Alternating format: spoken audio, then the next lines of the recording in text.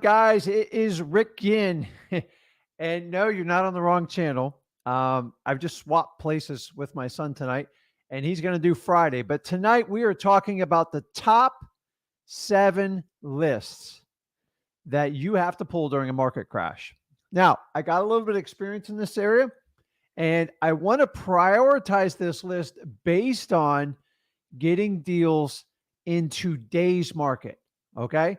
So this is going to be catered towards markets that are declining, which we all know what we're in right now.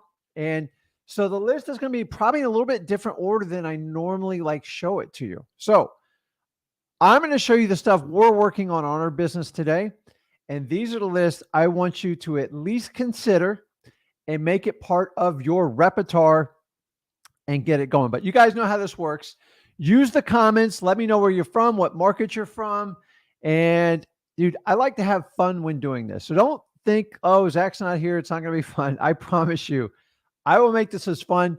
The key to making it fun is you guys got to be engaged. So when you're engaged, you can learn.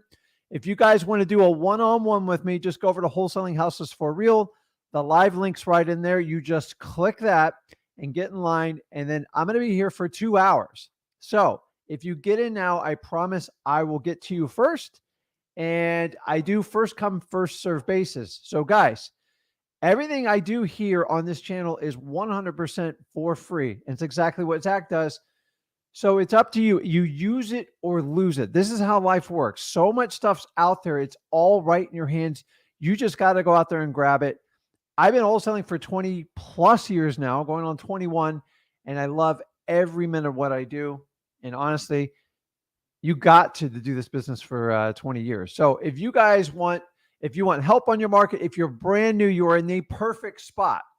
So if you are brand new, I'm going to show you where to go as soon as we're up in there. But guys, get some energy level up here, man. It is like, I know it's Wednesday. Happy Yom Kippur to everybody celebrating it. You don't have to watch it live. Maybe you can watch it. You can watch it recorded. It's no big deal. So we're all here to help each other out. As long as I help people get deals, I feel fulfilled. If I'm not helping you guys get deals, I get a little ticked off. So let's get going, guys. You know what to do. Pump up your volume. Let's get into it. Let's jump into wholesaling. Let's talk about these 7 lists. Let's go. Wholesaling time.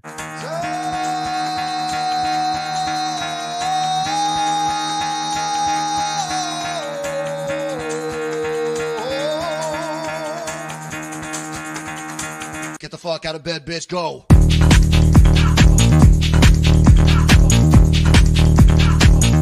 Get up, and then they got go on.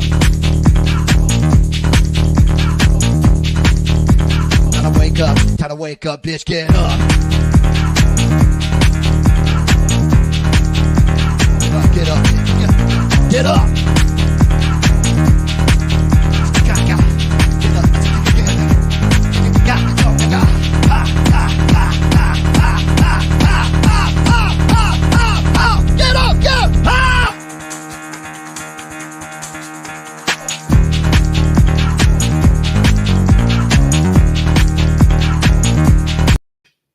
Gosh, I gotta tell you, man, that stuff gets me jacked every time I see it. I love it. It fits my personality perfectly. You guys know it fits Zach's personality. You gotta have fun in life. So like, we all kind of walk around. It's like boring. The problem with wholesaling is most of the time when people teach it to you, it is just beyond boring. It's like, oh, it's bland. It's guys, listen, there's some details you got to pay attention. But honestly, if you can't have fun wholesaling, please don't do it. Because we're here to help people out and we create win-win situations and everybody wins, everybody makes money. We help out sellers, we help out cash buyers. Heck, we even help out realtors every now and then. And we go from that. So, God, I love everybody that's on the live. So those of you who haven't seen me, my name is Rick. I am the Flip in Flip with Rick. And you guys know my son, Zach. So we work together. He started off in this business at 17 years old. And honestly, he picked it up quickly. He learned it. And a light bulb went off my head. If I can teach a 17-year-old smart kid to do this, you are no different. And We basically documented the journey and I've shared it. And I felt the greatest way to create a legacy was to help as many people as I humanly possibly can do it. So the live, if you guys go, whoever goes over to Wholesaling Houses for Real, if you go to the top of it, hold on, let me pull it up. Actually, I'm just going to make this super easy. Zach probably killed me for doing this, but I'm going to put a post in there right now. One on ones. I can't type today. You guys don't want me typing here. On ones. And let me paste it in here. So, Okay, it's in there. It's first come, first serve. Guys, make it good, man. You brought the old man today. So I want to help you out. And listen, if you've never even done a deal and you got a question in relation to wholesaling, you want to talk about list, you're in the right place. So I posted in there. Actually got posted a bunch of times, so I appreciate it. So, no, you just, Drew, you go over to Wholesaling Houses for Real, and it's in the Facebook group. You got to join. So the idea is we have a collective group. Look at you guys all jumping on, so it's perfect. So I recognize a lot of these people. So let's get into it, guys. Let's talk about list. I'm going to take probably 20, 30 minutes to talk about list. And we're going to talk specifically a little bit different today. We're going to talk about what's going on in the market today. So you guys have the advantage because me and Zach work in wholesaling, full-time, seven-figure business. So I'm not spinning you theory, and I'm adapting and changing, seems like a daily, but like at least a weekly, definitely a monthly basis. And we have to adapt with this market. It's the same strategy. We're just making shifts. And the shifts are subtle, but they feel like they're coming fast. So I would love to get your guys' feedback on what's going on in your market, and I want to help you guys out. What's up, Tay? What's up, Nathan? What's up, Drew? What's up, Craig? I see Corey, my regular, on there. So guys, make this interactive. Let's have fun, and let me jump into it. So put in your comments. I answer those questions just as fast as I can. I'm not as quick as Zach, but I got a lot of wisdom, so I can definitely help you out with it. So let me clear this up. Deals never stop around here, man. Okay. Anyways, I was waiting on word on a deal. So what's up, Jason? Okay, so let me jump into it. So we're talking about 7 lists, and I'm going to go at them a little bit differently today because, guys, we need high motivation in today's market. The days of the last 5 to 7 years where people taught you just throw it under contract and stick it on the wall, it's not going to work. At least in my market, most of the people I talk to here, cash buyers are becoming fewer and far between because they want the deepest discount and they're demanding huge, huge discounts. So you've got to understand that going into it. The retail buyers are waning away because we're now approaching a refi is 7.5%. A traditional mortgage is 7%. If you have very good credit and a low to debt income ratio, and if you're not in that, you're in a 6 or like low 700 score with some debt, you're approaching 7.5 on a regular 30-year mortgage. And honestly, guys, they're getting ready to turn the lever back up. We're going to 8. Okay. Now, 8% is not a big deal. Guys, I've been around. I did a 9% mortgage on one of the first houses I bought. 9%. You do the math. But here's the difference, guys. Real estate was a lot cheaper back then. Okay. I know it's all proportionate, but back then I would buy a $100,000 home and pay 8.5%, 9%. Yeah, I get it. We're making less money back then. But now you talk about $500,000 and $700,000 homes at 8.5%. It is a huge number. And it puts a lot of pressure on the buyer to put down a larger down payment. So now if you buy a $500,000 home, if you're putting down, most people like to put the bank loves a healthy 20%. That's $100K, guys. And remember, that doesn't even include closing costs. And then you run an amortization schedule. My God, man, like the numbers are huge. The problem is the higher that rate goes, the more pressure it puts on the end user. And when the end users start pulling back, the flippers start pulling back, everything starts dialing back. We had a big question of like, what's going to happen with the rents? The reality is the inflation has pushed rents hard, but the truth of the matter, once inventory gets up there and houses start being vacant, rents will drop. Ask me how I know this. I've been through this cycle. I'm telling you, rents are going to be in accordance based on inventory. At the rate inventory is starting to shoot up, we are now approaching a buyer's market. Remember, the data is 3 months behind. I believe we're already in a buyer's market. And once there's competition for vacant properties because they can't sell them, they churn them in the rentals. That's what I had to do back in that 2007 mess, and that was a train wreck. And then you're going to have thousands of people trying to compete for the renters. And how do you compete? You drop price. So let's talk about the list. I'm not going to get in the rents. We'll talk about that. If you have a question, put it in there.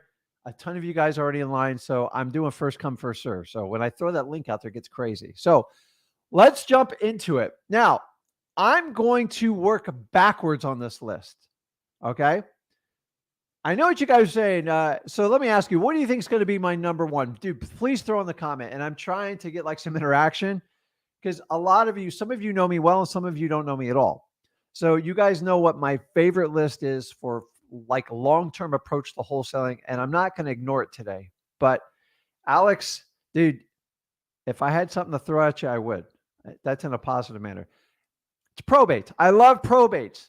Probates are always going to be the same because when people die, there's actuary tables and it never changes. The only thing different is when they file the paperwork. So probates aren't going to change. Probate's a constant. So I'm going to put it in at number 7 on the probates because probates are a longer term play and we're trying to focus on what we need to do today. So I want you guys to understand probates. Okay. So before I go any further, if you guys are brand new to this channel and you want to learn wholesaling, you came to the right place. Go over to freewholesaling.com. Me and Zach teach an entire course with 25 years plus experience on how to get started, get your first deal, and earn up to your first $100,000 in wholesaling. I've had thousands of people do it over and over again, so you know it's real. The only question is, are you going to make the investment and take that action? Because I've taken the money away. The question is, are you going to make it happen? So go to that link. I'll leave it on the bottom there for a little while. And let's get back to the list. You guys are good with this stuff, man. Okay, so probates. I'm not going to go deep in the probates. I love probates. If you want to be in wholesaling for the long run, it will make you a ton of money, but probates take time. So an average probate can take 2 to 3 months by the time you strike a conversation with the seller. So keep doing them. That's why I put them in at number 7. Don't stop doing them. Guys, I've done a million videos on probates. Just go on my YouTube channel. Check it out in the Flip with Rick here and my Rick Ginn channel, and you can find much more detail because I can spend 2 hours talking about probates. I love them. So don't stop doing them. But if you're just getting started, I'm going to work in backwards orders of lists. And these lists, we're trying to identify the highest motivation. So since I don't have a course to sell you, I'm just going to tell you how it is. Okay. Because most of the courses you buy, you pay whatever price tag. At the very end, they tell you, oh yeah, you can go get these lists. If they just told you that up front, you could have got a huge jump start on your wholesaling business. And they make it seem like they figured this out. This has been around a long time, long before I was wholesaling, and it'll be around a long time after you and me are both wholesaling. So my next one, my son talks about this all the time, fire damage list. Okay. This is a list that's compiled from your local fire department of fires in your cities, your counties, whatever your immediate farming area. And why these are critical, because these houses, somebody owned, there's a fire, there's usually some sort of insurance claim, maybe there's not, and there is a list created, okay? Remember, the fire trucks, the paramedics, the police, how is that all paid for, guys? It's paid with your hard-earned tax dollars. You're entitled to these lists.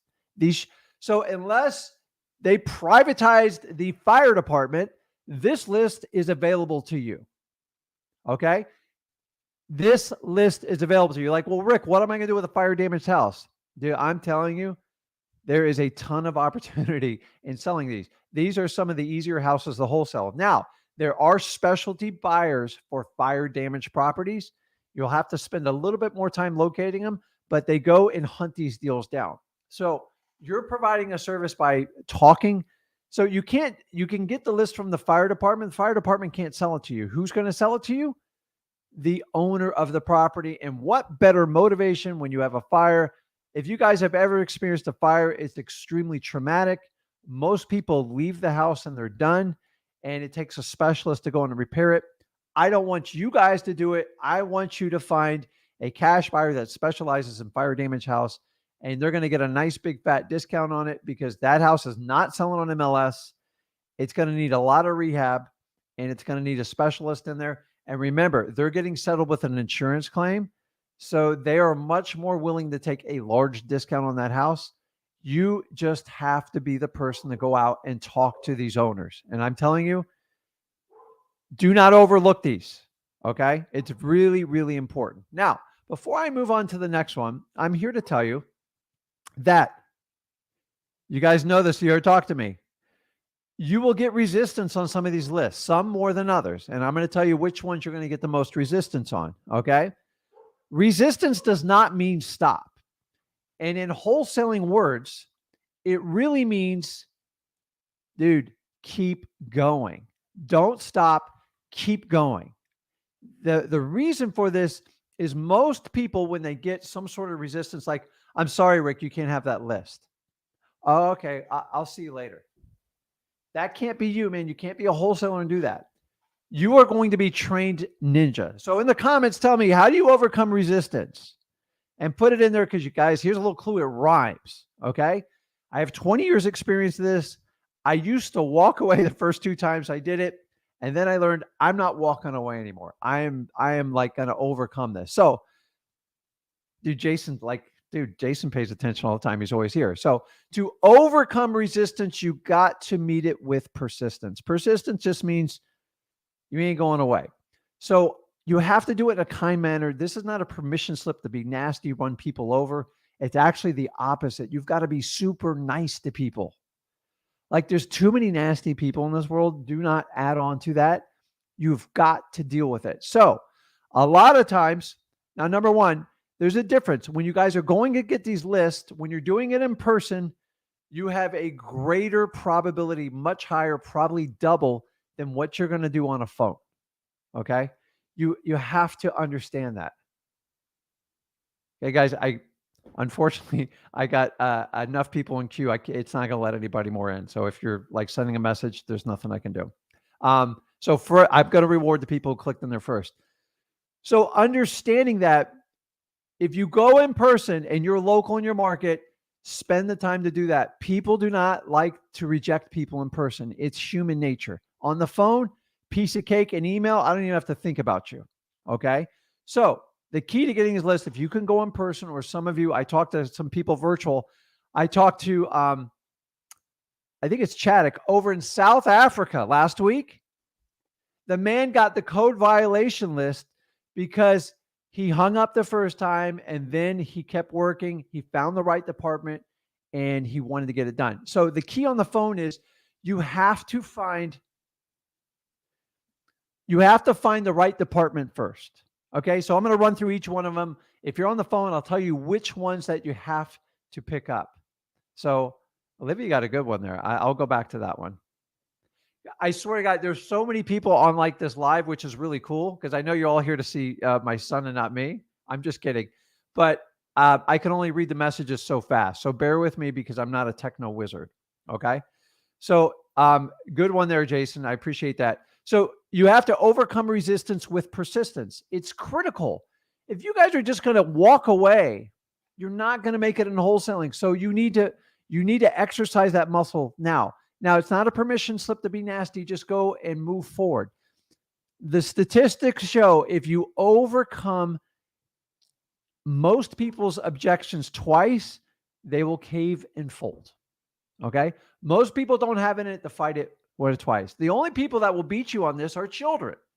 So if you've ever had kids, I remember when Zach was little, when he wanted a toy or something, he would sit there and 15, 20, 30, 40 times. And just when he thought you would give, just when you thought the kids would give up, they come back at you again. So think like a kid when you're going to get these lists and just kill them with honey and kindness and be super nice. A little hint, when you go in person and you got to wait at like any of these building departments or anything like that, if you have to wait for someone, make sure you stay in line of sight of them. If you're in line of sight of it like, oh my God, Rick's looking at me. Oh my God, like I can't. I learned this the hard way. If you move over to another room, you will sit there for 2 hours. Now, I'm not sitting anywhere for 2 hours for it. It's got to be a really good list for that. But usually in 10, 15 minutes, they're like, okay, come on over. And remember, use the same rapport building skills that we teach you to work with sellers. The same thing works with these lists. Nobody goes over the details. Everybody just tells you, just go get this list.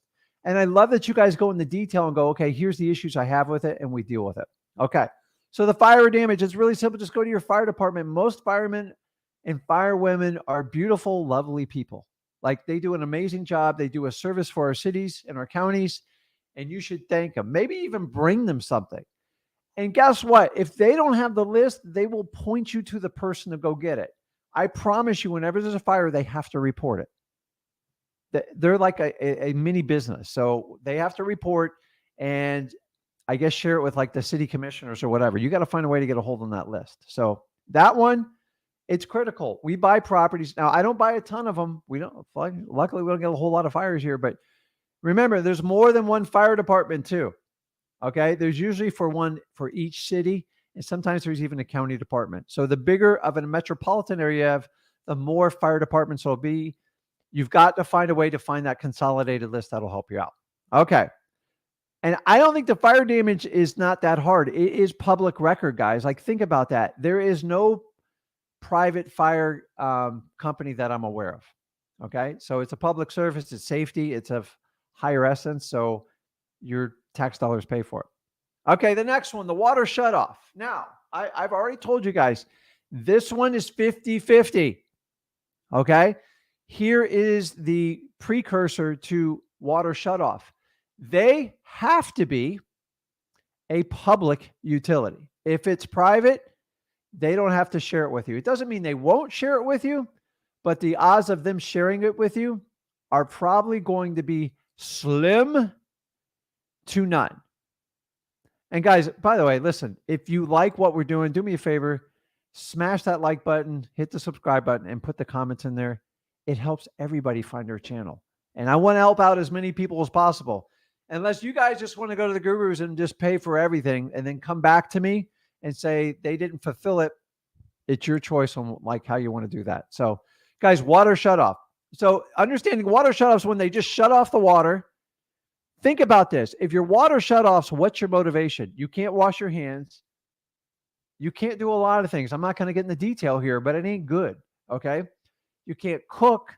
The bathroom, you can't take a shower. No one's living in that house without water. Okay. So if you can get that list, it is one of the highest motivations. Honestly, I'm questioning why I even put it at number 6, but I'll get to that when we get to it. So I want you to completely understand that. So moving right along here, because I want to get to all everybody's one-on-ones here. The next one is your eviction list. Now, this list is easy. Okay. I want you to mark it on your paper right now. The list is easy. Why? Because it's public record at your county courthouse. And here's the really cool part. Your landlords usually, this is basically when the landlord is looking to kick a tenant out that's not paying. This is the time that any type of motivation, if they're ever going to make a decision to sell it, it's when the tenant moves out. Now, some landlords are nasty. It is what it is. If you get this list and get it fresh, you can get it online or at the courthouse. The really cool part is most of the landlords' phone numbers are directly on this list. So like there's very little skip tracing. It's very direct. I like it a lot. These are going to be beat up rental properties. Typically when you get them, they are perfect for wholesalers. Do not sit there and tell the landlord you're a wholesaler because he doesn't want to hear it. Okay. I'm a cash buyer looking to buy the house. You know, is that something you want to part with? And just get into it. This is a numbers game with it. The eviction list isn't huge. I will tell you, there's a lot of people not paying their rent right now. These numbers are going to go up. Okay. So going in a down market, you should track your eviction list. And when you see it growing, you should get super excited because I got some of my best deals off these eviction lists. And by the way, check. Here's a little hint on this.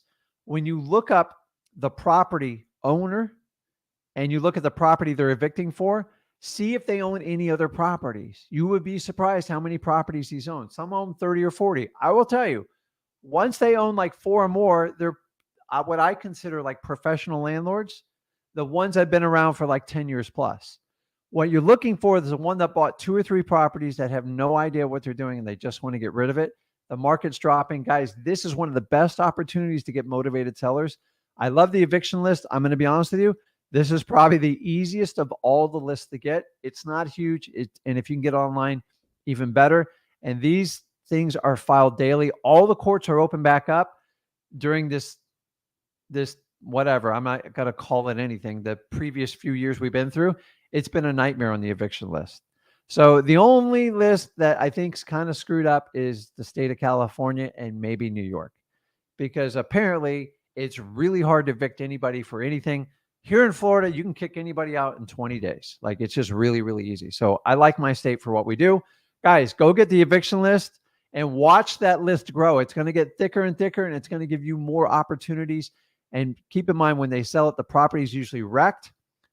It's vacant and it's ready to go. And usually they own most of them. Most of them are owned for all cash. Just the ones that are beat up, they own them for cash. So they have a lot of room to give you a discount. Go and get that one. Okay. So let's see. I'm not good. 7654. See, I can count. 7654. Coming in at number 3. Tax delinquencies. And I'm going to spend a little time on this one because everybody just kind of mulls over this. So a tax delinquency is a list that's derived usually at your county level, not at the city, at the county level.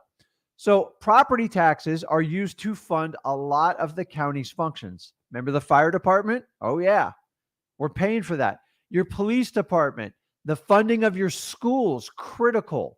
Water management, where you get your city water and everything. Guys, this is all funded with real estate tax dollars. If these dollars don't get paid, your city and county will cease to function, and that's not an option. So what they do, say I owe $2,000 on a tax bill, usually comes due at the end of the year, November, December, and then you got till spring to pay it, March, April. If you don't pay it, they do what they call a tax certificate, and they auction them off. And so it's still $2,000, but they auction off the percentage the investor is going to get for buying it. By the way, buying a tax certificate does not mean you're entitled to any type of ownership of the property. It doesn't even give you first crack to buy it. It's just a return on your money, and that's it. You cannot own the property off a tax certificate. There's people out there saying that. I'm telling you, I've owned a lot of them. That property you can file a foreclosure, but then it goes to auction and you have to bid on it just like everybody else. The only saving grace, if nobody else bids on it, then you have a shot. That is a like less than 1/10 of a 1% chance, because I've done auctions for like 20 years. It doesn't happen. So now you're going to get, this list is long and it's thick. Okay. You got to have to learn how to sort this list. Some of the wealthier people, okay, let's blame it on the wealthy, they like to use the tax bill as a financing option. I swear to God on this. So they'll pay their tax bill the very last day because they think they can get a higher and better use for your money. You're looking for someone that's at least, I like to look for people that are 2 years behind and have an average, like medium price house value. So you can look off the tax assessed value. This list is long. So in my county, you ready for this? There's over 25,000 people on that list. Now, it's not 25,000 opportunities. There is about 5,000 or 6,000 people on that list that need to be talked to. You want to talk about having quantity? Listen, if you're not paying your tax bill, everybody knows if you don't pay it, the property is going to be foreclosed and taken back from you. End of story. Okay. So remember, if I can't pay my tax bill, I probably got a lot of other problems going on, and I'm eventually going to have trouble paying anything on the house. They're probably struggling with their mortgage. They might have the water shut off. There could have been a fire in the property. They could touch multiple lists, which we call stacking, which you don't need to do because a lot of the gurus say you have to stack list. Guys, You can't stack lists when you first start out in this business because it's expensive and you need massive volume to do that. Okay. So most of us are 1 or 2 person armies. I'm talking about you getting a deal now. Okay. So don't get sucked into this list stacking because, okay, so is the water shut off? Is the water shut off? Is it tax delinquency? Or are they in foreclosure? Well, odds are if they are, probably a lot of other people find them. So don't get caught up in that mess. It's just a fancy like data type of deal. And keep in mind, with the ramp up of property values over the last 3 or 4 years, especially the last 2 years, especially the people that bought in the last 2 years, these tax bills are going to be enormous and they are all dropping in the next 2 to 4 weeks. So you need to really ramp up and get these lists. And keep in mind, taxes don't go delinquent till after they do a tax certificate. So they go, hey, Rick, if I chase that down, I'm chasing somebody from last year and the year before. Who cares? Get used to it. It doesn't matter if they haven't paid their tax bill or not. You want to get involved and you definitely want to get in there. Guys, tax delinquency is going to be huge for 2023. So get in there, get the list. Now, here's a little hint. So I'm in Florida. So in Florida, we have to go down to the county office. You don't go to the appraiser's office. And usually the tax delinquencies is managed near the DMV. Do not ask me why. And it's usually by the building department where they do permits for the county. So you have to ask questions because there's 3,500 counties. I don't have time to go through them all and find out where you can get this list. You're going to get some resistance. I taught you how to overcome it with persistence. Be nice. Make sure you go in with like a USB drive and see if they'll give it to you. Maybe they'll email it to you. Guys, even if they charge you $50 for the list, take it. Okay. Now, if you get this list, please ask for it in a CSV file. You don't even have to know what it means. CSV file is the common language on all data. You can use it in any Excel spreadsheet or anything like that. If they give it to you in a PDF file, you got some work to do. You'll have to pay someone to convert it. So if you can get it in a CSV file, request that. Guys, these lists are absolutely golden. You definitely want to get in on them. Okay. Jason, comma separated version. Dude, I didn't even know it stood for that. Thank you, Jason. So like, I get more geeked out inside the data, but like not into like the coding of data. So awesome. Okay. So let's get back here. Coming in at number 2. I feel like I don't know what that show is. It's funny. Pre-foreclosures, guys. These things are going to skyrocket. So this is basically when the court files a motion at the courthouse, letting them know they're behind in payments and sending notice to the homeowner saying if they don't take action, they are going to start a lis pendens. Okay. Pre-foreclosure is catching them 90 days before they take the final action of a lawsuit. And this is a sweet spot you want to get them. You're probably saying, Rick, why don't I just go after foreclosures? Because most people in foreclosure wait till the very last minute, usually in the last 30 days. How do I know this? Because that's when they like to call me, when they have 0 options left and they're losing it. And honestly, that's tough because a lot of times you have to get a lawyer involved, depending on what state you're in. We got 50 states. It's very different. So in Florida, when they get in the last 3 weeks, 2 weeks, we have to bring in a lawyer and pay them, and we have to throw a Hail Mary, and it's like 50-50, and somebody has to pay that lawyer up front to get that done. Now, completely public list, greatest of ease to get this list. You're going to get them at your county courthouse. Okay. They're typically done on a county courthouse basis, and most counties will put this stuff online. You're looking for the fresh filed stuff. Now, those of you that really want to geek it out, you can go and find data called a pre-nod, which is a notice of default. And there's some like list services you can buy them for. They're not really reliable. I'm praying to God that Batch and Prop hear me and they can get access to that data much quicker. But right now, you really got to get it from the courthouses. I've tried third parties, guys. They're just extremely unreliable, and I waste a lot of money doing it. So I wouldn't do that. So let's see here. Okay, back to this. Now, guys, I've done pre-foreclosures from day one and I started this. Have they been tough the last few years? Heck yeah, because realtors could list them and make them work. So we weren't really, homeowners just felt invincible and they didn't have to solve this problem. And for that thing going forward, all these lists I'm talking about, now wholesalers, we have a function. Because honestly, I don't know how you guys felt the last 3 or 4 years. It just feels like everybody threw everything under contract. And this is one of the reasons, like, this is why I changed my tact. This is why I do stuff for free, because people are teaching this stuff, some responsible, some irresponsibly. And it's like, this isn't the norm, guys. I'm telling you, a lot of you are in shock because, oh my God, 2 to 3% interest rate. We're looking at 7, 8. That is the norm. This is going to be the norm going forward. And the quicker you accept it and adapt to it, the better off you're going to do as a wholesaler. Okay. There has to be balance. Think about this. Our Federal Reserve, if they're stuck at a 2% interest rate and something catastrophic happens, and I don't know if it's wood or not, but if it happens, how are you going to lower the interest rate to stimulate the economy? You can't do it. It's very unhealthy. It's borderline irresponsible. I believe politics plays a lot in it, but I'm not going down there because this isn't a politics show. And for that reason, understanding people are having shock about this. I'm here. Accept it. It's the norm. 7, 8% should be a normal rate. Okay. We're not going back down to 2. Then the perfect world, it'll probably go down to 5 when the Fed needs to stimulate, and it goes back up to 8 or 9 when they need to penalize the market. And that's how it works. Okay. So coming in at number 1, and you guys know if I didn't put probates, let's see who puts it up there first. You're crazy if you're not doing this list right now. Okay. Go ahead, put in the comments in there. And no, we did probates last. Now, probates is a long-term number 1, but I'm talking about right now. I need a deal 30 days, maybe 60 days, definitely this year. What list am I going to go to that I have not mentioned? I'm waiting for you guys to figure out what's behind me here. Dude, Justin's on fire today.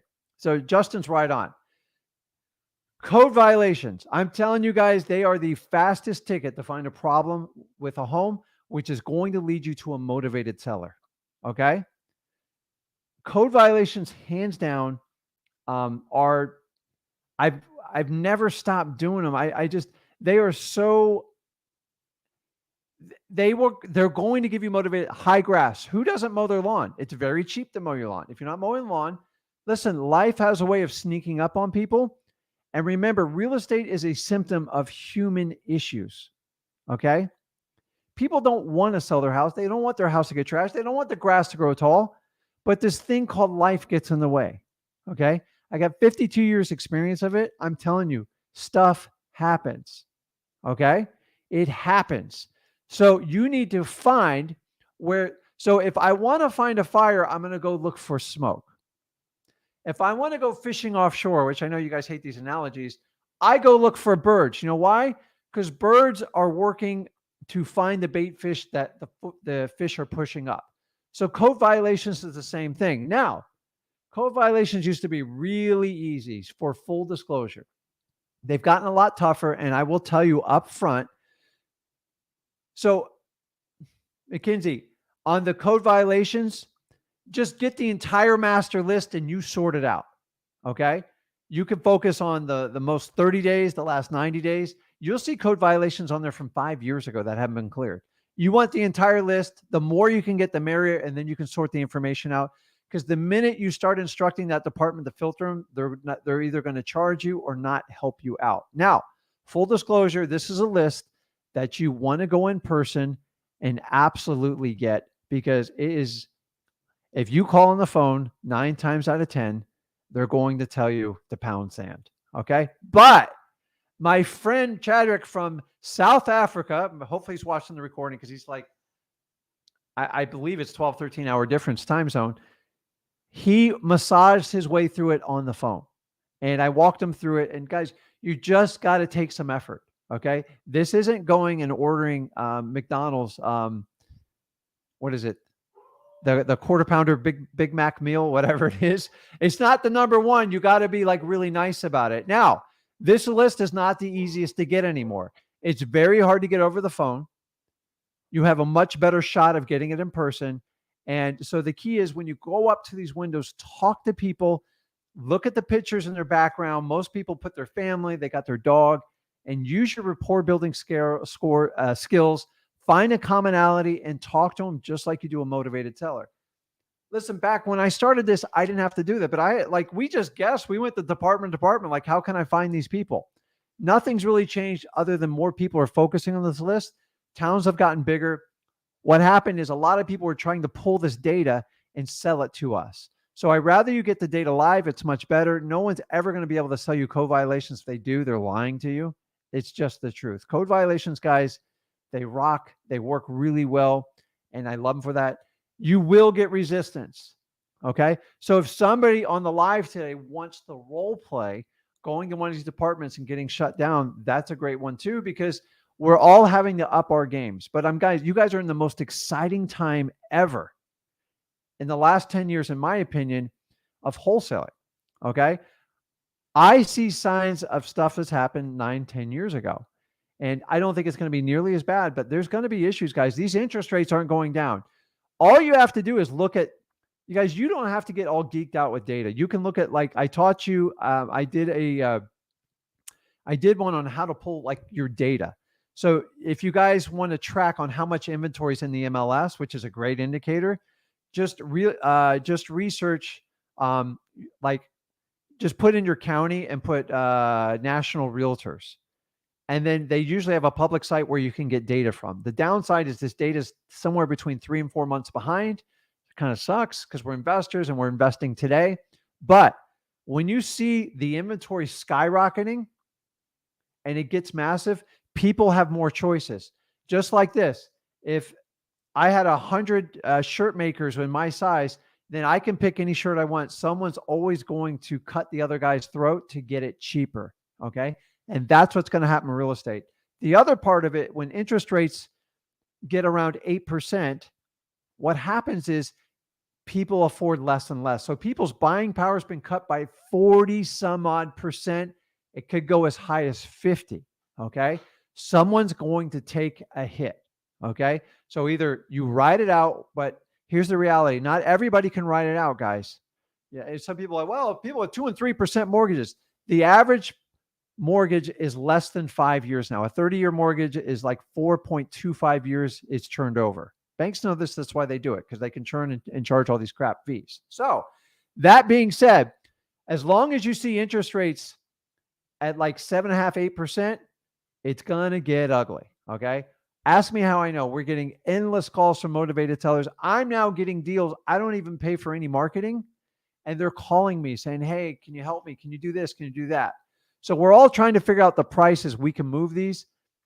I did an entire video on that. I'll keep talking about it. You guys are going to have to spend more time focusing on cash buyers and meeting their needs. This mantra over the last 7 years where you can run cash buyers over and treat them like garbage, the chickens are coming home to roost. I don't know if that's the right saying, but I'm just telling you, you can't do that. I never believed in that. This is a relationship business. I don't want to sell one guy 40 of my properties, which I've done before. I want to sell each one of them a few and keep moving it around. That way you can spread your risk out and they won't demand huge discounts. But buyers want to see that there's meat on the bone.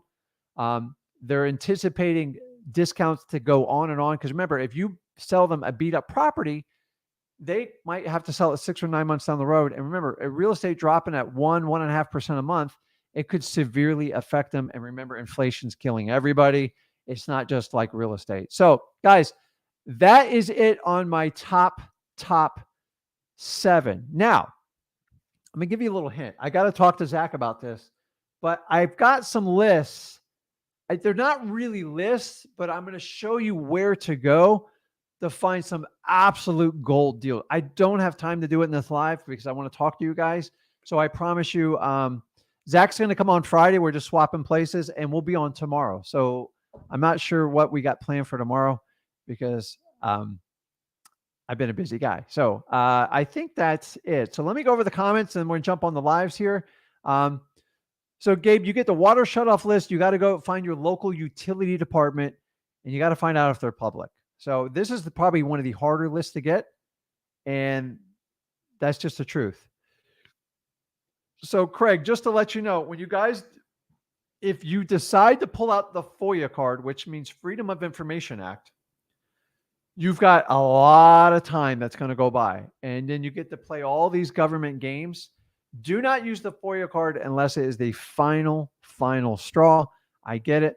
As I said, some of these lists are not 100%. I went through the list and told you the ones you would get the most resistance on. Let me give you guys a little trick. This is going to be dirty, okay? And you're talking about a guy who's wholesaled for 20 years, okay? Sometimes, and I say sometimes, when you're talking to the person trying to get the list, it's either a nice young lady or it's a young gentleman, okay? I've had ladies just say, "You're not getting it." And just like, "I know what you're doing." And like, they just attacked. And it's like, I go, man, and I quickly tried the charm thing. It didn't work, man. So like sometimes ladies are just, they're on to you what you're doing. And I go, man, I can't crack this. So I went back and I recruited my wife. And she walked in, she goes, "Piece of cake." And she brought it to me. I'm just like scratching my head. I'm like, holy moly. So listen, it's a trick. I know your significant others or your spouses aren't always up for it, but I'm telling you, man, it it's unbelievable like how that happens. So sometimes you can send in a male versus a female and you can like, you will hear a completely different story. Try it. Don't blame it on me. I'm just giving you options. You guys got to think outside the box with this stuff. Okay. You are not order takers. You do not walk in and go, "Give me this list." And then they go, "No." I go, "See you later." Okay. We can get anybody to do that. You guys took on the challenge of wholesaling. I told you there's going to be obstacles. You got to find a way to get through those obstacles. And that doesn't mean running people over and treating them like garbage. Okay. So if you're going to do that, get off the chat. I don't want to hear about it. Okay. So, but the FOIA Act, I'm going to be honest with you, it's been an empty threat from me. And I'm giving you full disclosure. You guys know I just tell you how it is. I'm authentic. When I threaten to use FOIA, that means I give up. I'm not going through all that paperwork waiting 3 months to get it, because what happens when I need it again? I got to do it all over again. And understand, if you file a FOIA, there's a $10,000 penalty to that department. It's going to be a nightmare. So I'm just saying, when you do it, it's kind of what it's like playing poker. And if someone calls you on your bluff and you get caught, just move on. We do not get in this business to file FOIA requests. Actually, I've never even, you can go and Google it and look it up. But so they do this for like federal government documents and stuff like that. You want to look up like UFOs and stuff like that. It's, guys, listen, I give you my opinion, and more importantly, I give you my experience. And if you can learn from my experience and make yourself a better wholesaler, and you can learn from my son, Zach, then you'll do really well. Not everything works perfect. That's just the reality. Okay. Why do you think doctors call their business a practice? Because not everything works. They have to practice. You have to do the same things. You will have to fail at certain things to be successful. Okay. Yes, Sam, I love driving for dollars, but that's not a list. So we'll talk about that. So I'm going to jump on and do the lives. I'm going to run a little, I tell you what, whoever can, without Googling it, anybody figure out who this is behind me? It's a kind of a piece of artwork, but don't Google it. That's not fair. But I like to use kind of like backgrounds and stuff. So like you can kind of get to know me and Zach personally. He's my son, so we have similar taste, but I respect a lot of people in different, and it has nothing to do with real estate. It's just somebody I really admire. And so if you guys are big fans of him or her, let me know. And yeah. So who is the real person behind who's the real person behind that? So you guys got to give me a name. I'll give you a hint. It's there it is, man. So he's a famous singer and actor. If you guys ever get a chance to go see 30 Seconds to Mars, absolutely amazing band.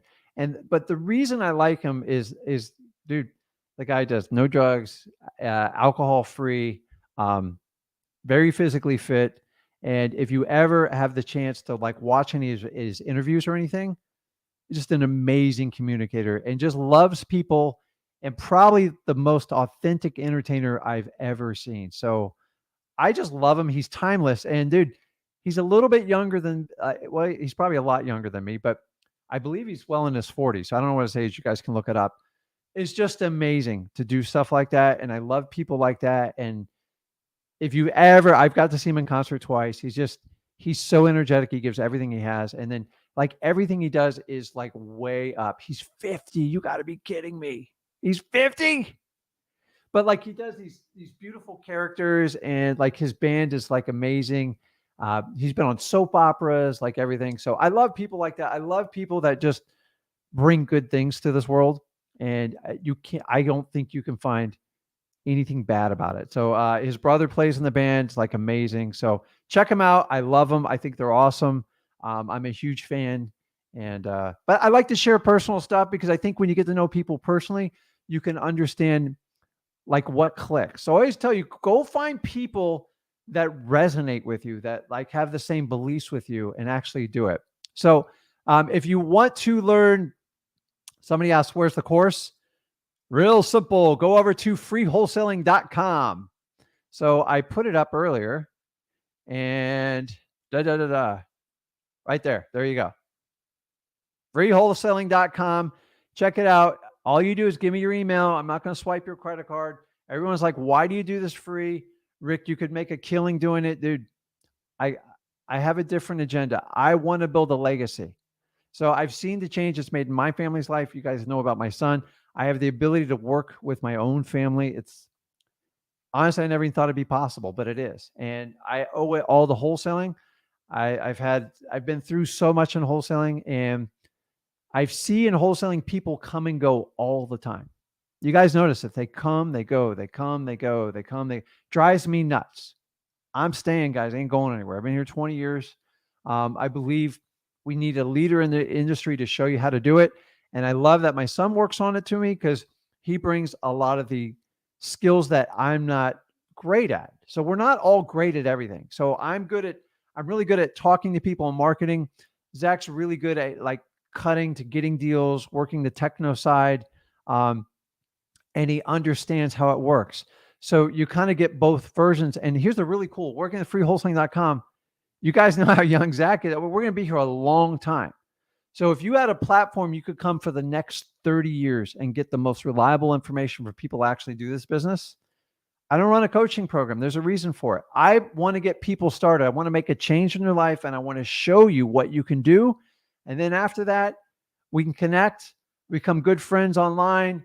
Maybe we do an event or something like that. The more people we can bring in this community, the more impact I can have. So that's my public PDA, not my PDA. That's my PBS public disclosure on it. So that's it. So full disclosure, I get ADHD. I sometimes bounce around, but I learned it's my superpower. It's not. So every teacher told me, "Oh, you're like, you're not very bright. You don't know how to do things. You don't follow instructions." I was never meant to conform to a. We were never meant to conform to how our education system is. That's another conversation. But if you guys experience stuff like that, or people tell you to do it, wholesaling, man, it is your home. So I want to create a community of people that feel like they're connected and they can do this. Anybody tells you wholesaling is you get. By the way, I've been doing this over 20 years. The amount of coaches, gurus, mentors, whatever, told me wholesaling's dying. It's not going to, dude, it hasn't gone anywhere. It's not going anywhere.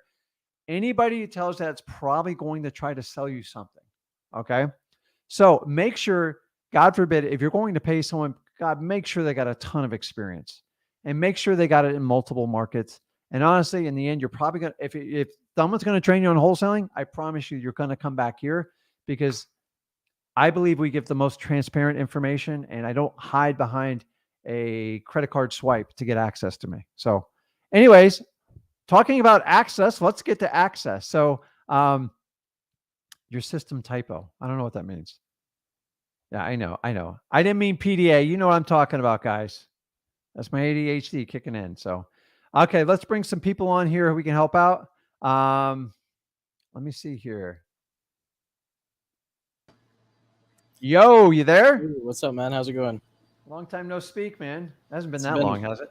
Nah, it's only been like 2 weeks or something. I really haven't had that many questions, but okay. I came kind of full of them today. So this first one's kind of like a question, I guess more Zach oriented, because I got this from a video of his that he made about lists, and it pertains to the bail bondsman list. I have no clue how this works and what to ask them because Illinois Well, doesn't even have bail I'm the bondsmen. guy. I'm the guy who came. I'm never going to say I came up with it. And guys, by the way, I hate when people say I came up with this special technique. No, you didn't, dude. By the way, wholesaling's been around a long time. It's just been a secret before like 2000. Okay. So anybody who tells you I came up with this method, it's like it's a cute like marketing gimmick, and maybe they put like a little extra spin on it, which that's fine. But I'm just telling you, like cold calling, all this stuff. So bail bondsman, what's your particular question on it? Honestly, I just don't know how it works and what to ask them because do I find a list of like actual bail bondsmen and ask them if they have any property, or how do I go about that? So here's the deal. So bail bondsmen are typically small business people, just like you and me. And most bail bondsmen are family-owned businesses, and they're usually handed down generation to generation. Okay. So knowing that, you have to build some sort of rapport. It ain't like walking in and getting your code violation list or the eviction list. Unfortunately, Is you have to kind of connect with them, and it's just simply stopping by. So hopefully you haven't had to use them personally. So you guys fully know a bail bondsman is like when Johnny gets arrested and he goes to jail, depending on what state you are now, because some states you don't even have to post bail anymore. Typically a bail for a very minor infraction, $500 to a couple $1,000s. Okay. So you have the option to either pay it in cash and you pay a bond, and then basically they hold that in the court system to make sure you show up for your court date. If you don't, they take that money and then the po-po go chase you down, or whoever, marshal, whoever chases you down. Now, when you commit a more major felony, say like battery multiple times, sometimes even big DUIs I've seen. But like if you commit something like really bad, you can have $10,000 to a couple $100,000 bond. Okay. Most people can't afford that. Less than 1%. So what do? You sit in jail for the next 6 months to your court date. They give you an option to buy what they call a bail bond, and then usually pay 10%. So if my bond's set at $10,000, which is a common one, your mom can come down and pay the $1,000 and get you out of jail, and then she has to sign it just like she does like a mortgage and a note. And sometimes they make them put up their house as collateral. Okay. Everybody get that? So if she's like, okay, I have to secure my house to do this. Some people have really large bails, like $100,000. So they got to put up $10,000, and then she'll actually do payment plans, and then they'll put a lien in the first position on her house, and they're going to look at it. If the house has a bunch of mortgage on it, they won't do it. So what happens if little Johnny doesn't show up to his court date? Mom's in trouble, and she can lose the house quickly. Okay. So then if she doesn't show up, they call the bond due. If she hasn't paid in full, they immediately can start. There you go. Jason's got it right. Dog the bounty hunter comes after him. They can start a foreclosure process. They can file to the courts and get a judgment against it and get the house foreclosed on. And I do like Dog the bounty hunter though, but the whole story's sad about his wife, dude. I actually enjoyed her. So anyways, I'm not going to go that. I get all weepy on it. So now they have a problem because they're going to take they don't play. Okay. You either pay them or they're taking your home, one way or the other. And this usually takes time, anywhere from 6 to 12 months. So they have an inventory of it. Now, every now and then, people will sign the house over to them, especially on like little houses. So if you're like Pennsylvania or Ohio and you got a $50,000 house and you had to put up like a ton of it, then they're like, hey, listen, if you want, you can just sign the house over to us. It happens a lot more than you think. Man. So then they have an entire, so now listen, they never have hundreds of houses, but a lot of times they have 4 or 5, and sometimes they want them, sometimes they don't. Here's the downside. They are brutally sharp people. They don't play around. Okay. And they're no strange, like they don't trust anyone. So it takes a while to develop a relationship with them. But every now and then I got mixed up in the most crazy deal ever with a bail bondsman. And I tried a few times. It took me about 4 or 5 months. And the guy kind of followed me. He goes, listen, we have a house. his mom's signing it over to us.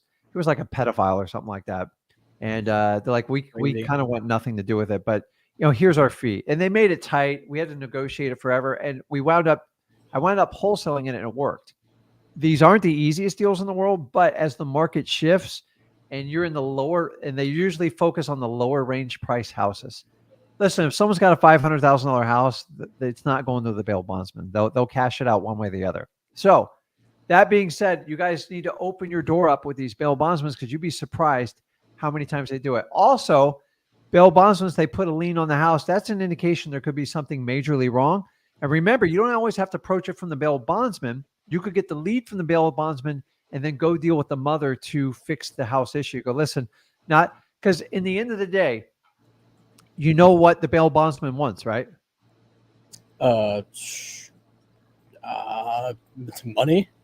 They just want to get paid. They don't want the real estate. And that's why I'm telling you guys that you can have massive amount of motivation there. Some of them are a little bit sharper. And by the way, they always keep the properties they want, and they're usually full. Remember, these are family-owned businesses, usually 50 plus years. Nobody just goes open a bail bondsman and shows up in a city. You have to have deep connections. How do you market for bail bondsmen? I know you guys see the billboards, but for the most part, the reality is they have a lot of repeat clients. And that's how they do it. Like, it's the family, call John. Everybody knows, like, the local bail bondsmen. And by the way, here's another way to find your bail bondsman. They're usually painted pink or yellow or like highlight green, because they want people to be able to find it real fast. Okay. So Ironwood's got it. He's right. They are not realtors. They don't want to actually, they want to get their bonds paid. Okay. And they have interest accruing every day at the highest possible rate of loss, usually probably around 18%. So it is massive incentive for, if mom put up bail for a son, she's got to rectify the problem. And unfortunately, a lot of people have to sell their houses to fix this issue.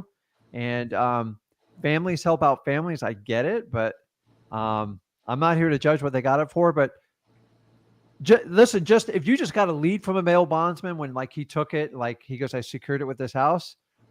And I'll tell him straight up, I go, you don't really need their permission to contact the owner, but it'd be nice if you could work with the bail bondsman, do it. Be very careful. These people are locked and loaded and ready to go. Like, there's bars on the window. They assume everyone's out to hurt them. So just be very careful when you approach a bail. Make sure you do it at like high noon. Do not go in there on like a Saturday night. So bail bondsmen's work. I'm telling you, there's a lot of them. We got like 5 or 6 in our town. I know 3 of them very well. And it's interesting. At the worst case scenario, you're going to get some really good stories out of it. But the idea is start that relationship. If you want to stay in wholesaling, it is another lead source. No other wholesaler ever talks about it. It's not the easiest one, but I gotten good deals out of it. I don't get a lot, but when I get them, they are highly, highly motivated. Probably the most motivated sellers you'll ever meet, probably above probate. But the problem is they don't have 50 properties. And so if you go in with that attitude, you're going to get, and you do not want to run these people over. Oh yeah, I see why. You see why? So you just go in, have an exploratory conversation. And the minute they go, well, you don't need a bail bondsman, they go, listen, no. They go, listen, but if you ever have a property that you're having a problem, like you have a lien on, because they call the homeowner like, hey, listen, either sign the property over to me, or I'm going to I'm going to get a lawyer to file all the actions, and I'm just going to take it from you. Well, once they're going to take it from you, might as well find some way to help the homeowner out. So sometimes bail bonds, they help. Now, I've also been on the other side where there's a lien on the house from a bail bondsman. So some of the smaller liens, like 10,000 or less, they let them ride. Why do you think they let them ride on the house? I'm stumped.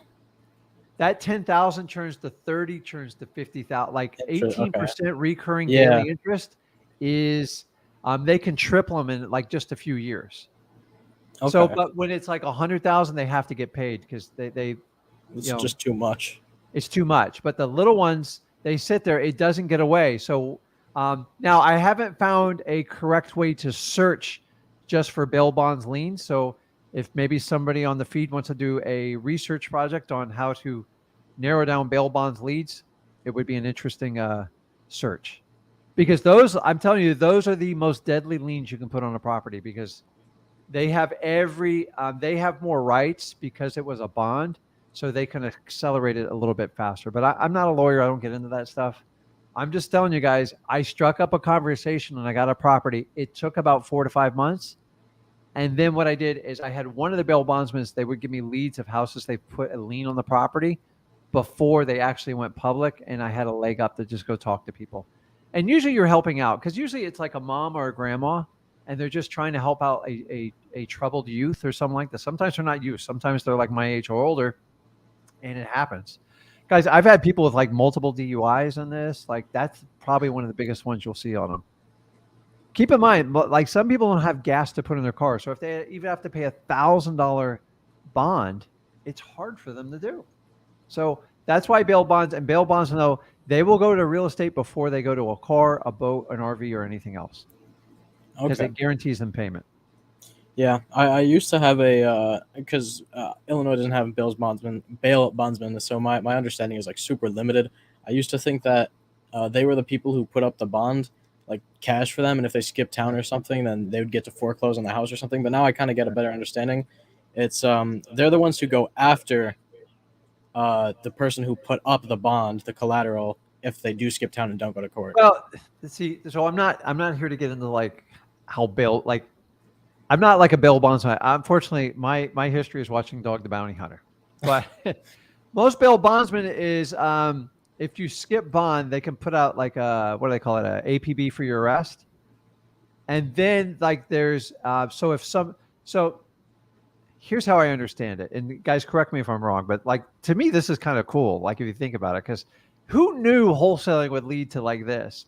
Is if there's $100,000 bond and somebody puts up 10 grand, if they don't show up, the court goes, we want our $100,000 now.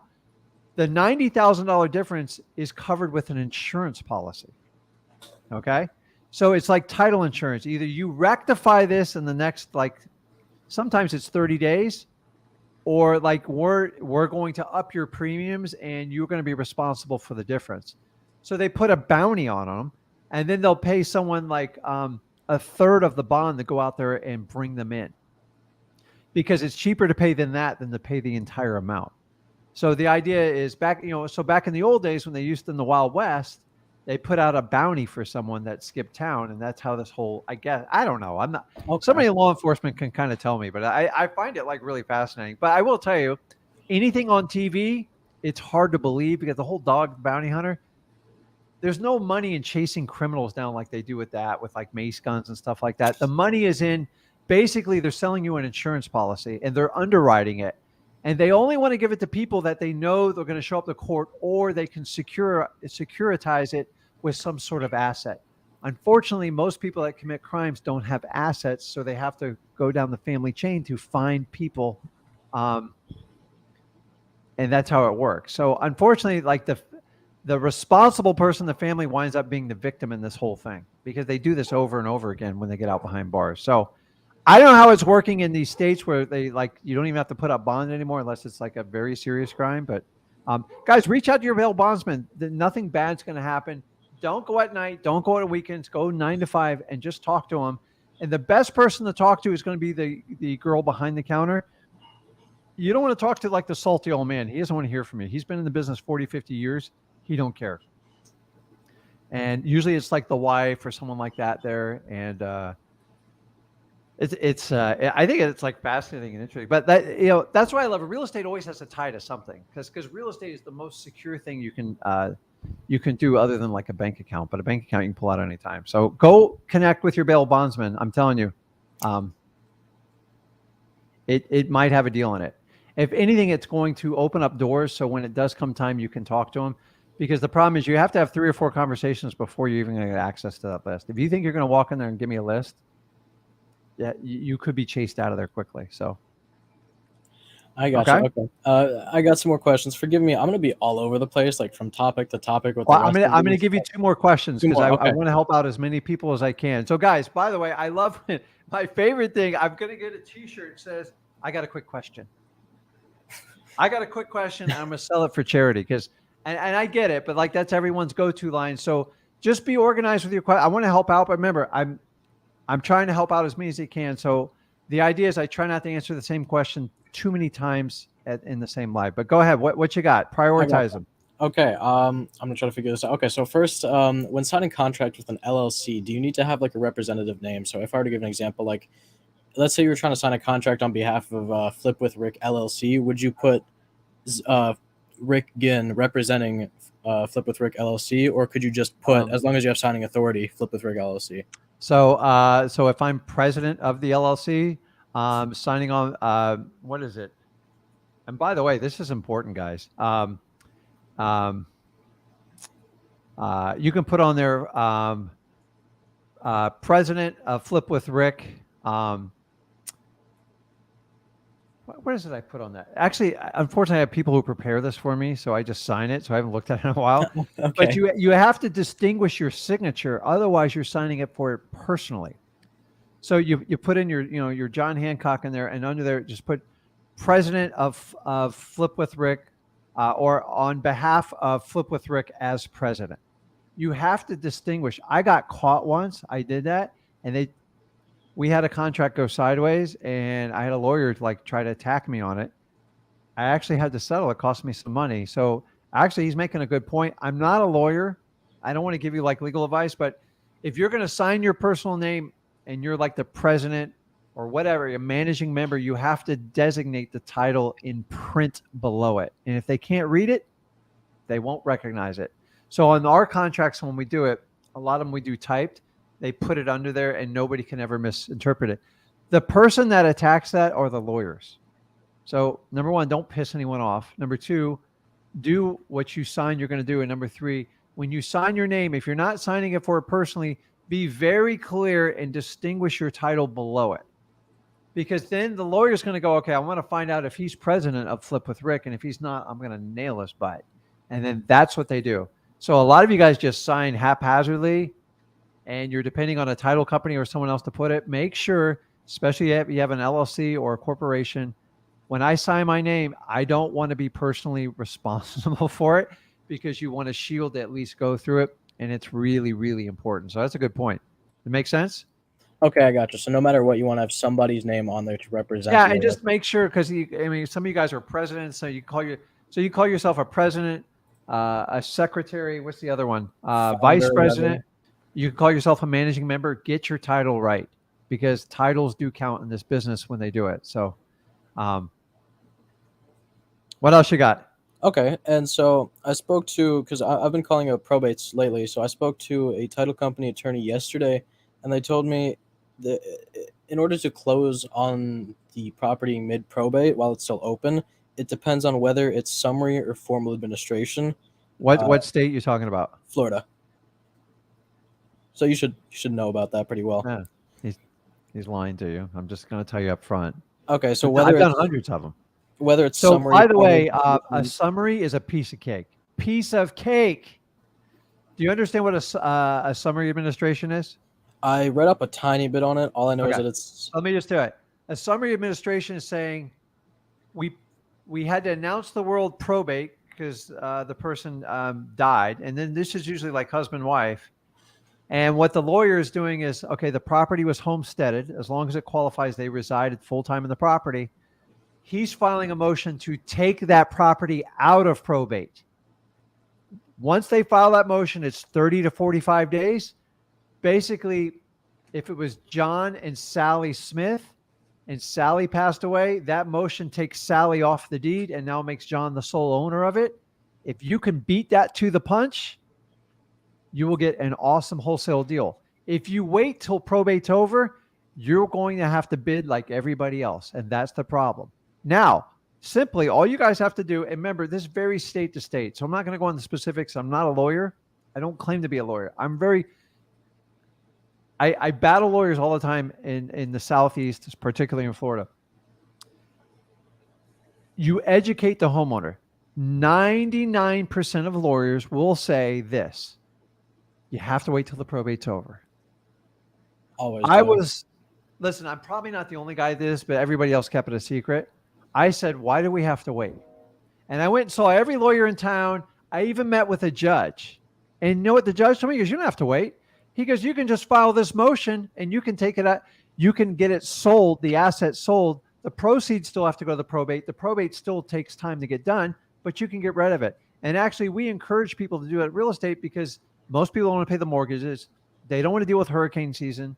They don't want to deal with mowing the lawn. They don't want to deal with the utilities. And for that reason, lawyers don't tell you. Why do lawyers not tell you? What do you think? Why? They want to make more money. There you go, guys. I'm just sorry that like they're in control. So the best way to beat this, you could do it in a formal too. There's no formals just take longer for the probate to close. So a probate is a vehicle to wrap up all the assets that the deceased person passed away. Okay. Remember, a dead person cannot sign a deed or a title for obvious reasons, right? So the only way you can do is enter into a court order, and that's how the probate comes. A summary administration is just the, I'm just going to pull it out of probate because this house qualifies for X amount of exemption. Guys, you can check in your local states for it. I'm not a lawyer. I don't want to get into like teaching the legal of this. Yeah. And those deals usually go down in less than 90 days. They are my absolute favorite. Once you get it under contract and someone's designated as the personal representative, they have the legal authority to do whatever they can enter into an agreement. It doesn't mean they can sell it and liquidate. They can enter an agreement. So when they enter an agreement with you, now you have leverage in the deal. And once you have leverage, a lawyer can't push you out of the way. Okay? So a lawyer wants to surround a probate and go, everybody has to go through me. Why? Because that's the money ticket. More fees. I can tell them they need appraisals. That goes half of it in my pocket. Oh, we do a BPO, and then I can file more and more paperwork. I've seen probates as cheap as, so in the state of Florida, on average, it costs about $863 to file a probate. I don't know if I'm up to date on that, but okay. And then you have to pay the attorney their time. So an express probate, honestly, should take, it used to be $1,500, I'd say $2,000. Dude, they file like 1 or 2 pieces of paperwork and that's it. They don't go to court. And then they're going to charge, 2 or 3 hours of legal fees plus court fees. That's the true cost of it. Why do I see people with $12,000 and $14,000 for a summary, a summary of probate?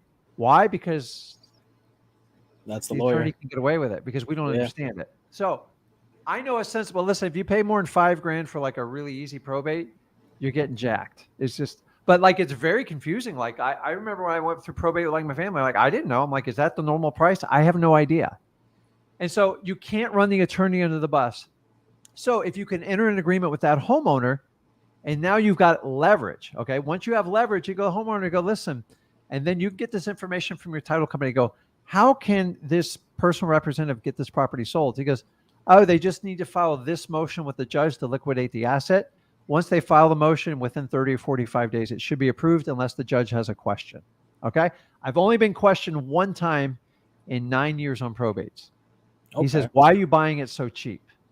It was a complete gut job. And he's like, okay, that makes sense. The court's job is not to substantiate if you got a fair price. They just want to make sure everything's legal, the will is followed, and all the correct parties are in consent. Okay. That's it. And attorneys, like, they make it like it's like this magical, like there are some complicated probates, but I had a probate that took 4 years. We sold the house in 6 months. It took her 4 years to get that final proceeds, but she was like very thankful. She goes, Rick, that would have cost me another $100,000 to keep that high end house. Man, that's insane. And so like everybody hides behind these lawyers. I'm like, I'm just telling you, they're all like, there are some good lawyers out there. Just like there's good teachers out there. There's good mentors, but like for the most part, wholesalers are so busy going so fast. Sometimes you slow down and you learn this. Full disclosure, I didn't learn this till almost like 9 years, 10 years into being a wholesaler. You know how many I got stepped on and walked over? I just got sick of it one day. So what else you got? I want to help some other people out here. All right. I'm going to do this. And then just, so on that last part about the filing the motion, is that the only thing that we have to do differently when dealing with probates? And can they still sign the purchase and sale agreement before, as long as they're the designated personal representative, aka the executor? That court gives them the legal authority to act on basically the deceased person's behalf. They have the right to enter into it. Okay, so I would get them to agree to the contract, and then you get the contract, you have leverage. Okay, perfect. Let it sign, let the ink dry, run some title with the title company, and go to your title company and go, listen, I have this agreement. They're the PR. They want to do the summary, the summary administration is what it's called. And what do I got to do to get this property sold? He was like, I need a motion from the judge. They'll need it for title. And go, can you tell me what that motion is? And then here's the hard part. You got to go back to the owner now and go, listen, you need to tell your lawyers to file this motion. Okay. And every lawyer gets pissed when they hear it. They really throw a temper tantrum. I don't want to do that. They don't want to do it because it's an extra piece of paperwork and they feel like they don't have as much control on it. So you have to go through the homeowner because they're being represented by their lawyer. You don't really have any say in it. The secret here, guys, the secret to making probates work is entering that contract before you got to go through the lawyer gatekeeper because they're difficult. They want to review every contract. So if you get it signed before, you don't have to review the contract. You don't have to negotiate the price. You just have to get through it. I've had lawyers drag me on 6 months to a year. Sooner or later, I'm getting it. I got one going on 2.5 years now. Oh my God. But check this out. The price from 2.5 years ago is ungodly. And the PR goes, listen, can you pay me a little bit more? I go, if you get it done, I'll give you 10 grand more. The thing's worth like 90 grand more. You got to be reasonable, like when it goes up like that. But when it goes down, I do the same exact thing. I'm like, okay, we got to go down. I've had it go both ways. So here's a little secret too, guys. Sometimes a petitioner is the person that files like the probate with the attorney. Okay. You never want to contact the attorney. You're not going to get anywhere. Sometimes the person waiting to be designated as the executor is like, well, I don't have the legal authority yet. And sometimes lawyers just drag their feet. I tell you what, here's what I'll do. If you're okay with the price and the terms we spelled out, I know I have to be patient. If you want to sign the agreement, at least I'll go ahead and set the money aside. I'll take a look at the house and everything. And then if there's any problems, I'll back out of the contract for you. Sometimes I do it to protect other wholesalers or realtors from trying to list the property or buy the property. I will tell you, lawyers hate that, and I've gotten kicked out multiple times saying she didn't have the legal authority to enter in that contract. Yeah, but she wants to sell it. Wake up! I want to help people out. You want to walk through legal terminology. So we're always I always go to the seller. What do you need? She says, Rick, I really want to get rid of this property. And then they'll go like this, but my attorney told me. And I'll go, Martha, what do you want to do? In the perfect scenario, what would make this what would set your mind at ease? And she's like, honestly, I just like to agree. And I want it done. I want to know it's locked in. I want to know you're not going anywhere. Okay. Tell you what, enter in the agreement and then we'll just kind of keep it between us. And then let me know when you have the legal authority and then we'll hand it to the lawyer. And then worst case scenario, you have them go back and re-sign the last page of the contract. It's legal, but what that does is it prevents other wholesalers or realtors from coming in and snatching your deal on timing, which happened all the time to me. You're better off having an unauthorized signature than no signature, in my opinion. Because part of this is mental acceptance, right? And the other part's legal. And we're always dealing with the mental acceptance the hardest as wholesalers. The legal, yeah. So I recently had a lawsuit based on this. And they go, well, she didn't have the legal authority because the heirs didn't know about it. I go, is she part of the heirs? Yeah. Not my problem. What do you want me to do? So they go, listen, and you can buy 1/10 of the property. I go, okay, I'll take 1/10 of it. They're like, well, wait a minute. That screws it up for everybody else. I go, exactly. I go, listen, someone has to be she wants to sell it. The fact that all these heirs came out of the woodwork's not my problem.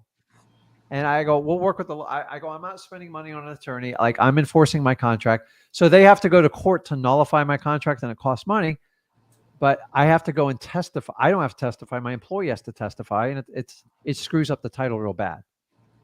And so I go, listen, why don't you tell the others we want to buy it and then find out what the number is. And they come back $1 million. It's crazy. So get it signed and try that little trick. Worst comes to shove on it. But always, if they want to sell it and put it to bed, help them out, even if they don't have the legal authority to protect your deal and say, listen, when it's official, let me know. I'll come up, we'll meet you. We'll look at it again. We'll have a cup of coffee and we'll seal everything up. Works all the time for me, man. That's how I teach my acquisition people to do it. Okay, yeah. So even if they don't have that legal authority, you can still get the contract signed and then revisit it once Yeah, they. but I understand you're getting a mental signature. So Okay.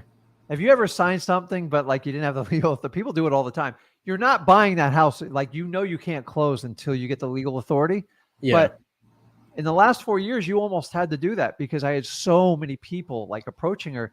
And like, I would get it under like, we'd offer 210,000. And then the guy goes, I'll give you 250. I'll give you 260. And then they start going, well, crap, you know, well, he's going to give me more, Rick. Can you do more? And it's like, because I didn't get that signature, it cost me 40 grand.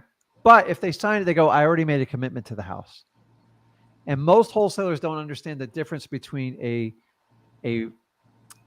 legal commitment and a mental commitment. As wholesalers, everybody understand on this live, we fight for the mental part. I can't control the legal. I leave that up to a legal team and title companies. Okay. So if you can get people to mental, every now and then you will lose some of them, but if you give me 10 contracts and I had to get them to sign 8 of them mentally, 8 out of 10 will stick because most people want to stick to their word. Okay. Verbal, different story, 50-50 at best. So if you had a verbal agreement, would you be more comfortable with a verbal agreement or an unauthorized signed agreement? Definitely the signature, because that's still, you would put it on paper. So it's the same mentality I teach you when we have the upfront agreement with customers. Okay. Wait a minute, Johnny. You told me you'd make a decision, yes or no, at the end of ours. Didn't we agree on that? And they're like, yeah, you're right. People don't want to be called liars.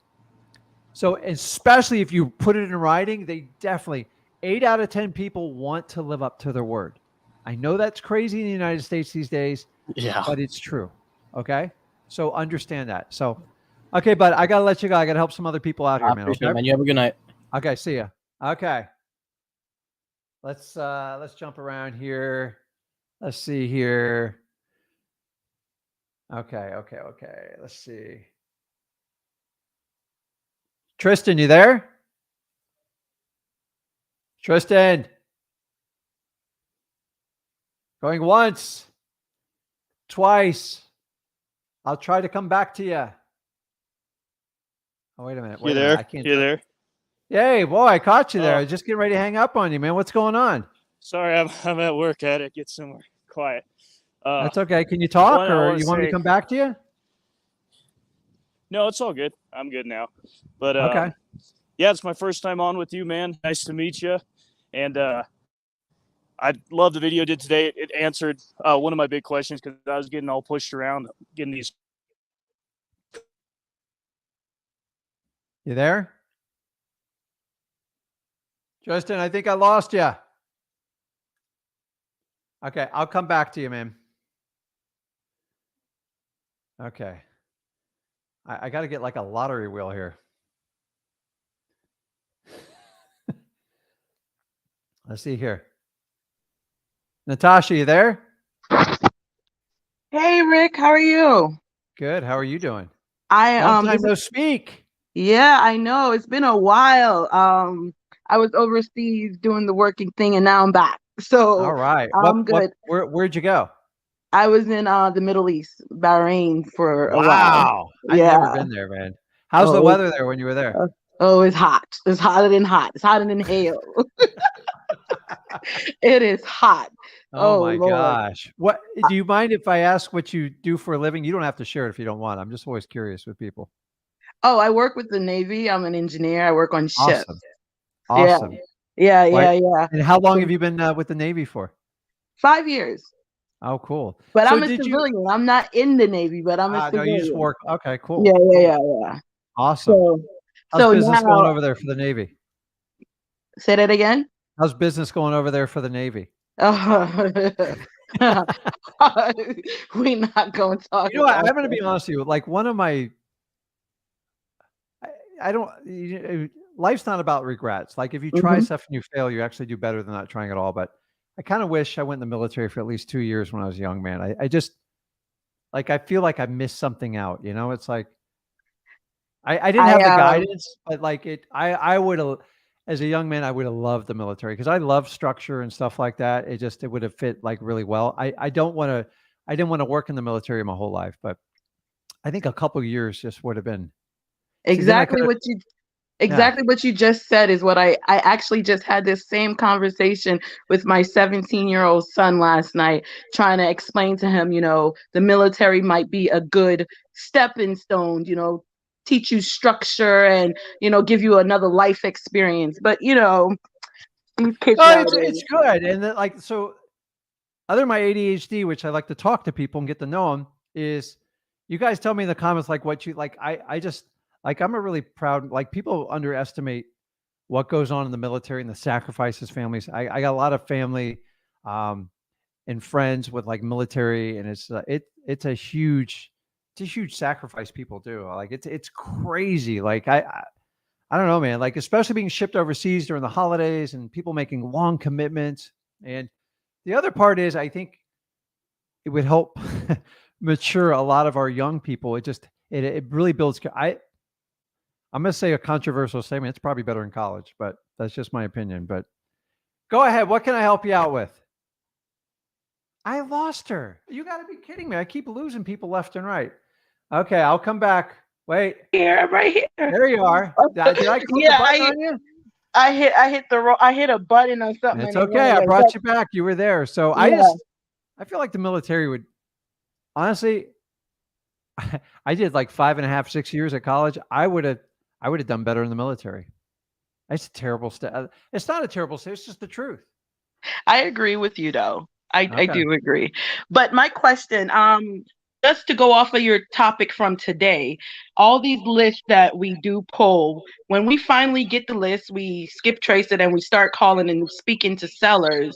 Do we mention where we found their information, or we just go in with our script No, as wholesalers? I just go in and make sure they're the owner and see if they have see what their interest is in selling the property. You going in on the list is number one, probably going to embarrass them. Like, most of these lists are not like good things. Like, Okay. and unfortunately, like, a lot of people have been on them. So like, attacking the list, it's not going to win you any credibility points. Okay. So you're Okay. better off. So you got to look at it is you're finding properties where there's going to be the most likelihood to get a deal, as opposed to you just pulling like a raw Zillow list, because Yeah. that's going to be painful. Mm-hmm. Because even if they want to sell, they all want tippy top dollar.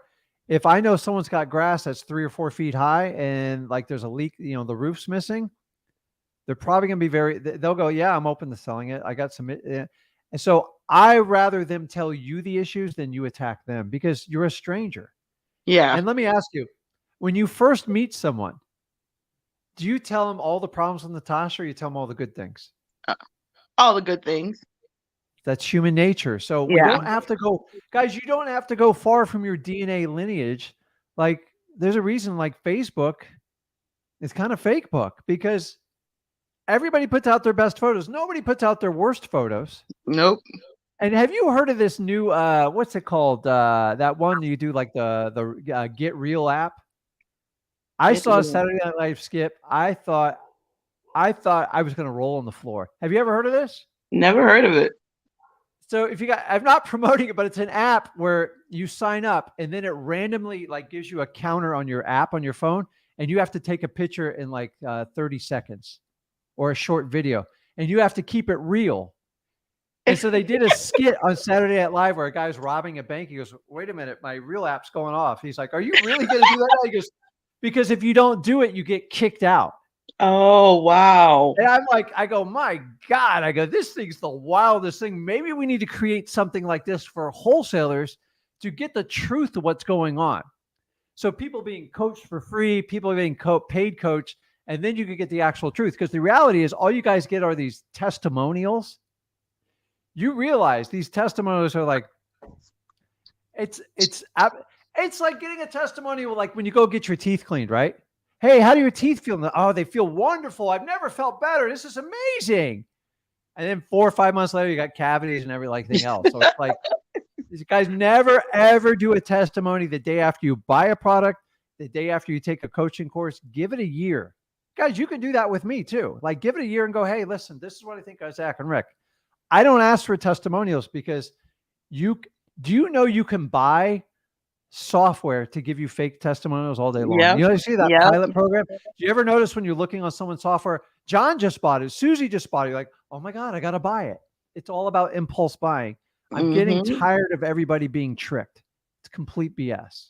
So Yep. anyways, you are better off letting them pull that information. Your job is to try to connect rapport.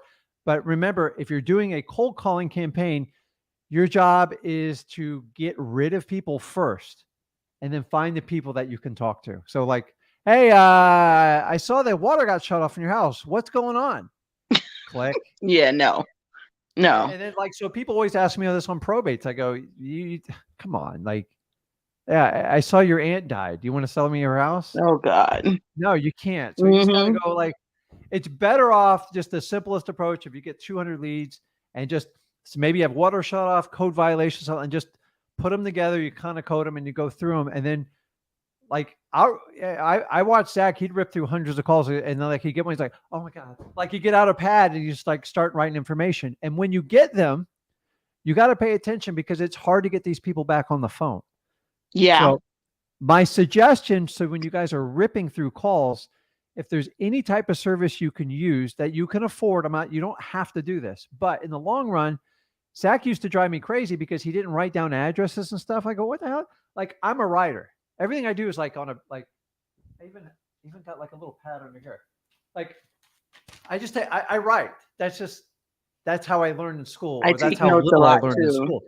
That's how I learned. So if you guys ever listen to like David Goggins, for him, like he has dyslexia and stuff, for him to learn a book, he literally has to write it out. It's crazy, but that's just a function of our brains. Like it's what God gave us and it's the way our environment we came up into. So you can use apps, you can use recording stuff where you can record the conversation if you can understand what you're saying or the seller's saying.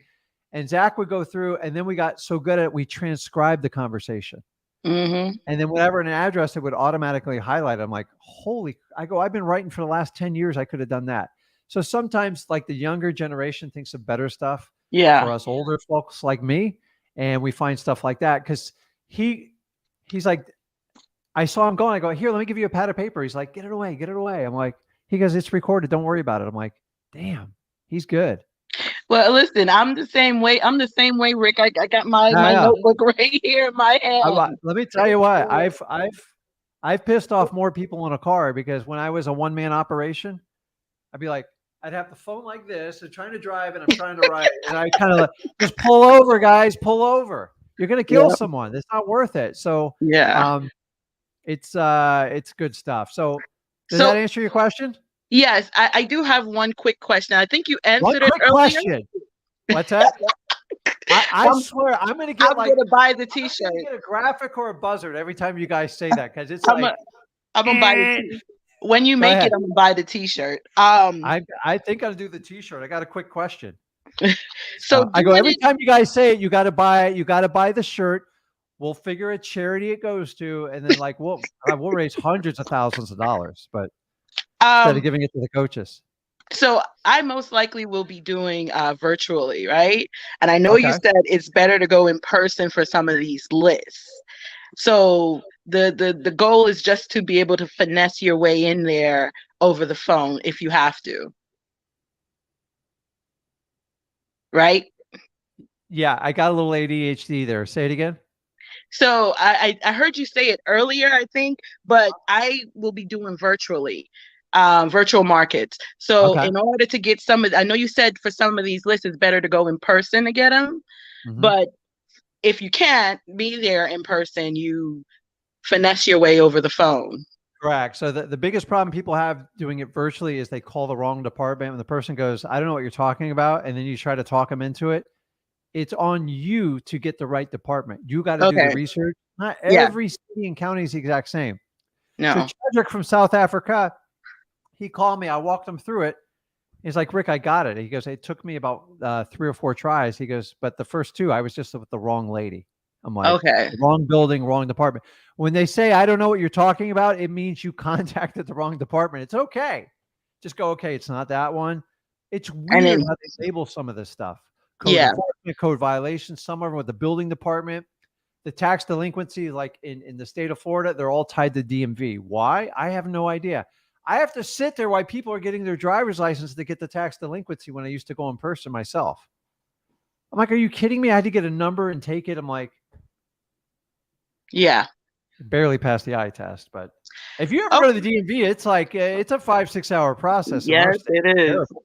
It And is. this Well, that 84-year-old lady taking an eye test before me. I'm like, oh. well, that's that's the only questions I had for today. Thank you, Rick. Okay. Awesome. Okay. I'll talk to you soon. Okay. Let me grab some questions online here.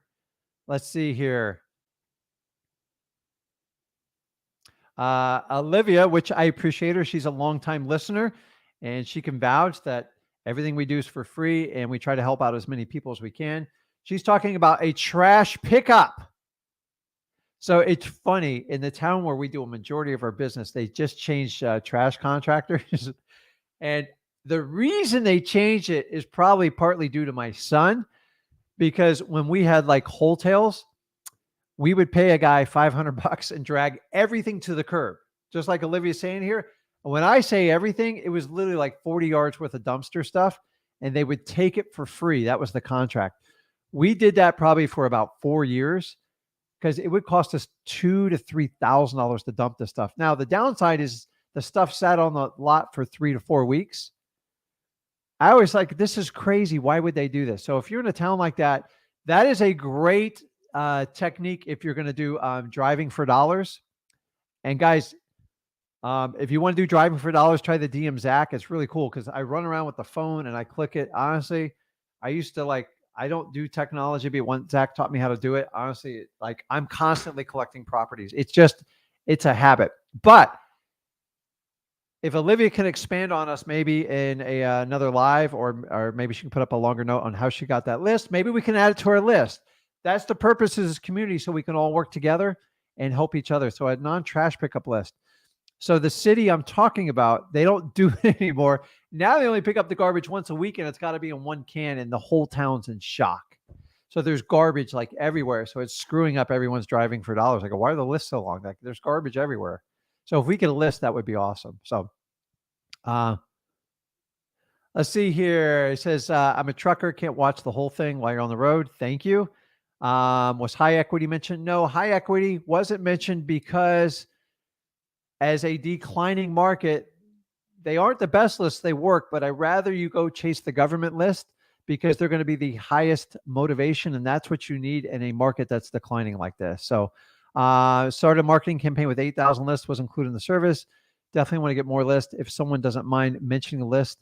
So the really cool part, Mr. Truck Driver, since I don't have a name, I appreciate you driving and you paying attention to the road. Go back and hit the replay on this, and I give you 7 lists. I would jump on them right away. Okay, let's see what else I got here. Chris says, I am brand new and I'm green as a golf course. Dude, that's creative. So you're in the right place. So go over to freewholesaling.com. Go ahead and get things started. And you're in the right spot. So thank God you didn't get your pockets picked yet. You know what I mean? Chris, it's Chris again. I just found Rick and Zach after making a commitment to save up to $3,000 for a guru's course. So I'm not going to ring a bell because other people do that. And I respect people's things, but listen, if their course was better than mine, I would endorse it. I know it's not, but if you connect with us, that's great, Chris. So let's jump on. Let's help you out. Go to freewholesaling.com. Everything's transparent there. And the only question is, are you going to take the action to do it? That is the only difference between people successful and not successful, because you eventually have to do the implementation. I hate the word coach. We'll talk about this later, but a coach is just somebody that's in your life for a season and just tells you what to do, and you either do it or not. There's no penalty if you don't do it. So the fact that a wholesale coach or any type of real estate coach can hold you accountable, what are they going to do? Seriously, they've already taken your money. And if you need money to hold yourself accountable, money's not everything, guys. It trust me, it solves a lot of problems. But when it comes to accountability, I've seen people pay hundreds of thousands of dollars and do nothing. So, okay. One more and I'll get back to it live here. Hey, Rick, I've been pulling leads from PropStream and most of the numbers are on the DNC list or not in service. How do you deal with that as a user? to be honest, if you're starting out, do not get obsessed with the DNC list. I'm not a cold caller, but I'm here to tell you, you have a lot of lenience when you start because your volume's not going to be through the roof. DNC becomes a problem because think about this. Are you selling a product? You're not. Are you offering a service? No. You're simply trying to buy someone's property. That's it. See if there's interest in it. So I'm not here to split hairs. I'm not a lawyer. If you do this on a massive scale, 20, 30,000 leads, 50,000 a month, then you have to have a good DNC scrubbing. And then the volume will offset the 25% that are taken off that list. So Adrian, I wouldn't be focusing on the front of that. And honestly, until I got my hand slapped, I didn't honor the DNC list. Sorry. God, I hope a government employee's not watching this. It's just the truth, guys, you know? Let's see here. Who did I miss here? Alex, you there? Alex. I'm here. How are you? What's going on, man? Hi, nice to meet you. I've followed you guys for a while, and you guys have been like super helpful with me starting getting into wholesaling. And I've cool. been Where are you located? I'm actually in Southern California. All right, man. It's a hard market here. Hey, how's the gas prices over there these days? Is it every bit of what they say it is? It sucks, honestly. I mean, thankfully I actually work from home as my regular job. Yeah. So I'm happy about that. So I don't have to drive. My fiance has to drive maybe about half hour one way. But she has a little hybrid, so it's good on gas. But yeah, it's like six plus a gallon. And the crazy thing is here on the East Coast, like in Florida, like I filled up my daughter's car the other day and it was $3.03 a gallon. You're literally double. I don't understand it. I would love that. I like, oh, trust me, we got up around 5 and like everyone was having a heart attack. And now, I mean, it's just, and so you guys have been going up and we've been going down. They said something like it's a refinery issue or like $3. I'm like, man, yeah, they said that. I just saw this morning on the news saying that it was like 2 billion barrels are going to be stopped per day from like Russia and another country. And it's supposedly going to impact the United States too. So hopefully it doesn't impact Cali that much, but you can't go much higher. If you hit double digits, you could you could have like you could have like pitchforks in the street over there, man. It's crazy, man. Like, the thing is, California is one of the prettiest states. Mm-hmm. I just don't. It seems like after Arnold Schwarzenegger left there, it just politics wise, and I'm not getting into it with you. I just find it. Yeah.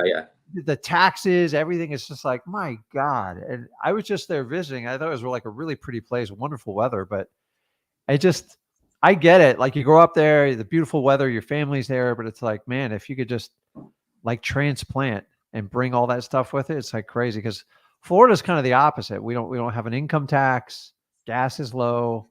Must be nice. But we get these ravishing hurricanes at 155 miles an hour that can like cut through your house, and there's no guys. Just so you know, once winds get around 135 miles an hour, there's no rebuild. It's over. Like it's like a giant tornado.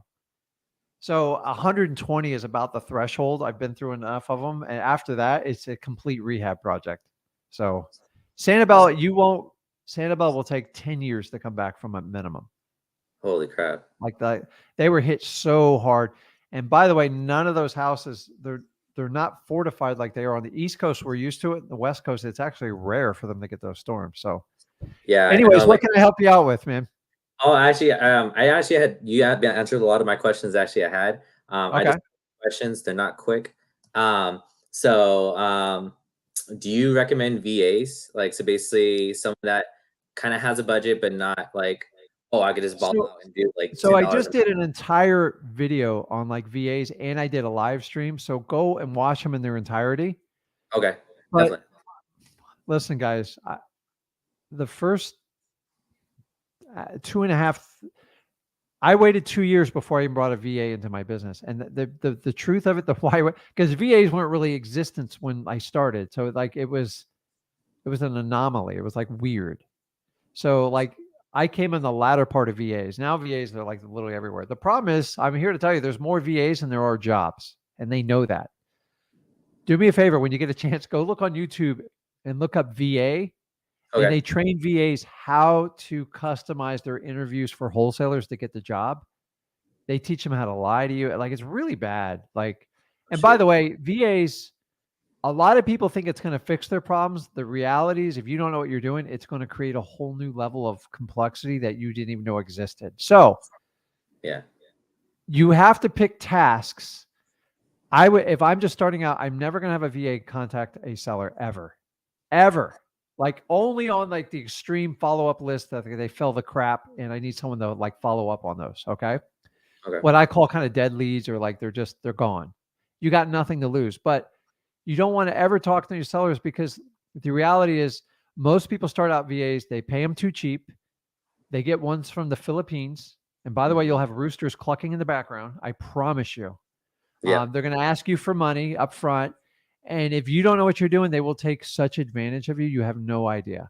I had a VA once after I had to let her go. But I said, listen, if I gave you $20, can you tell me how this really works? She's like, yeah, she told me she was running 42 jobs when she had me working for her.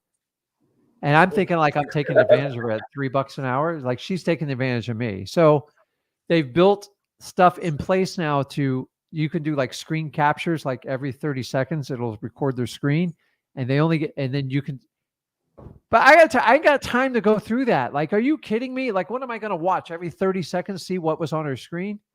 So if you're going to hire a VA, try to have them focus on like marketing or like lead generation type of activities. Okay. Yeah. If you're going to hire someone for Philippines, understand it's a 13-hour time difference. They cannot talk to your customers. They'll fall asleep. Oh yeah, of course. Anytime you want to have someone talk to a customer, go to Central or South America, because they're much more fluent in the English language, and they're only a couple hours off in the time zone. It's manageable. Okay. Yeah. So Okay. find a task that they can do and start very small. And then here's the problem is you got to write an SOP is. You know what an SOP is? Nope. Standard operating procedure. Okay. So say you wanted them to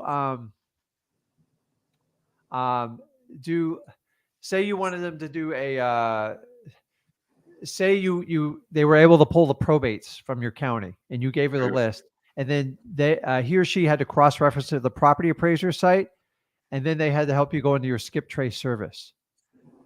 That's it. Like, here's what I'm hiring you to do, and then you got to write it out. And then you've got to take what's in your head and you got to get it down to 20% of the most important stuff. And you got to write it at the 3rd grade level. And you got to try it 1 or 2 weeks yourself, because if you don't know how to do it, she or he's going to take advantage of your time. And then, because here's the problem with VAs. If they're $3 an hour or $9 an hour, how many hours does it take you to do it? That's the most important thing, right? Yeah, of course. And then are you going to do it right, so I don't have to pay someone to do it all over?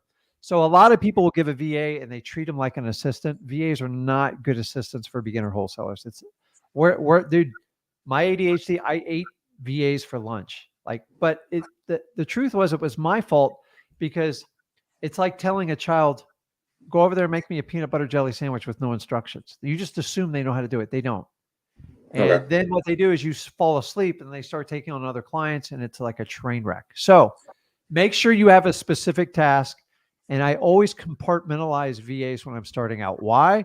Because when one doesn't want to work, if it doesn't, I'm going to replace them and put somebody else in, and I'm going to have an SOP, and I'm going to keep adjusting it. And then when you give a VA like 4 or 5 important tasks, and they lose power, they lose internet, or they ghost you for maybe a internet issue, you're in big trouble.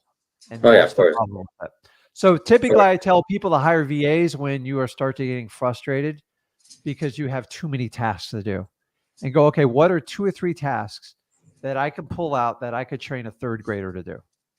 It's the truth. I'm telling you, they can't. So many people think they can get inside your head and figure out how to do this. I'm telling you, they can't. You gotta, so just smart, and then you learn, and then you can see. And then here's the other thing. Okay. You got to if you're going to hire a VA and you're committed to it, you got to give them 90 days, unless they like don't show up to work or like don't do anything. Then you just fire them. Okay. But 90 days, because they still going to have to figure it out. And I tried at the beginning, you want them to do stuff that's going to help you contact more motivated sellers. Don't ever hire them to contact the motivated sellers. It's a 6-month pain train, buddy. Like, trust me. because people in the United States, they have no tolerance for people's lack of I remember I hired a VA from the Philippines once. It took me 6 months. I mean, I went through a lot. I was paying her $9 an hour. It took me 6 months. Now, they got the low hanging fruit. Anyone can get the low hanging fruit, but the ones that took work is where we really make our money. They're like, why is there a rooster crow in the background? Why does she not understand what a basement is? And like our culture here. So not only do you have to teach them the business, you got to teach them nuances of the English language. So like the guy told me that was dope. Are we smoking? What's going on? Like stuff like that. And then you have to teach them the culture. And sometimes some of them have it and some of them don't. If you guys think you can go to paid services, you're going to get killed. So find a task or two that's driving you nuts. And do me a favor, don't hire a $3 VA. You're going to get your butt kicked. So between $6 and $8 is what they should go for. And then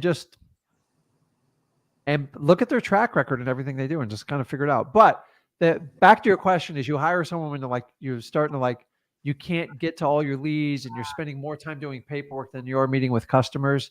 Then you just go, okay, and just take one task at a time.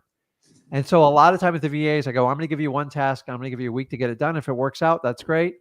I've got $50 on the line for you if you get it done right. That's it. So you can do a one-time job in like Upwork.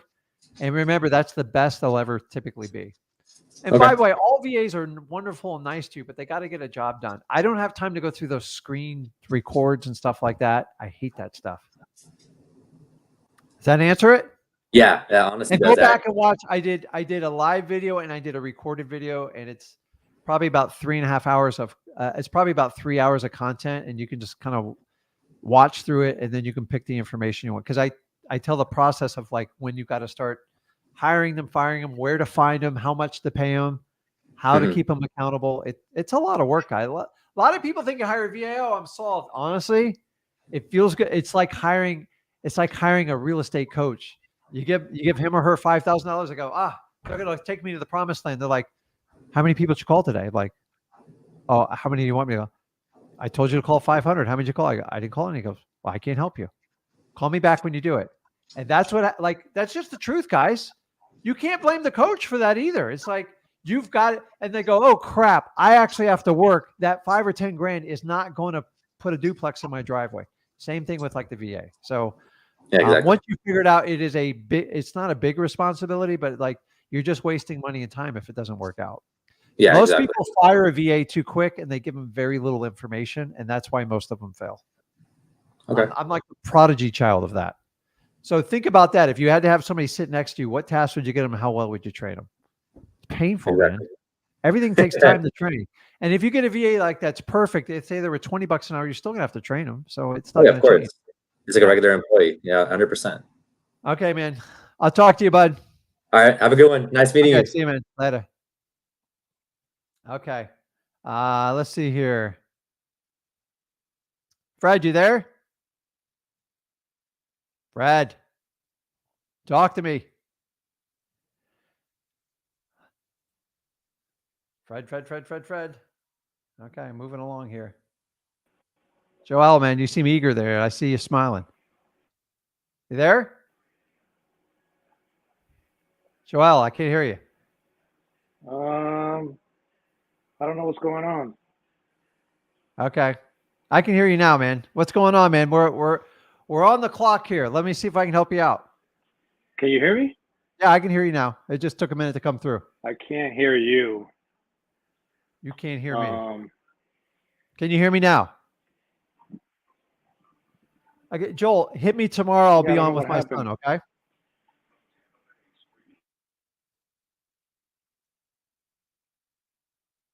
Alex, did I talk to you?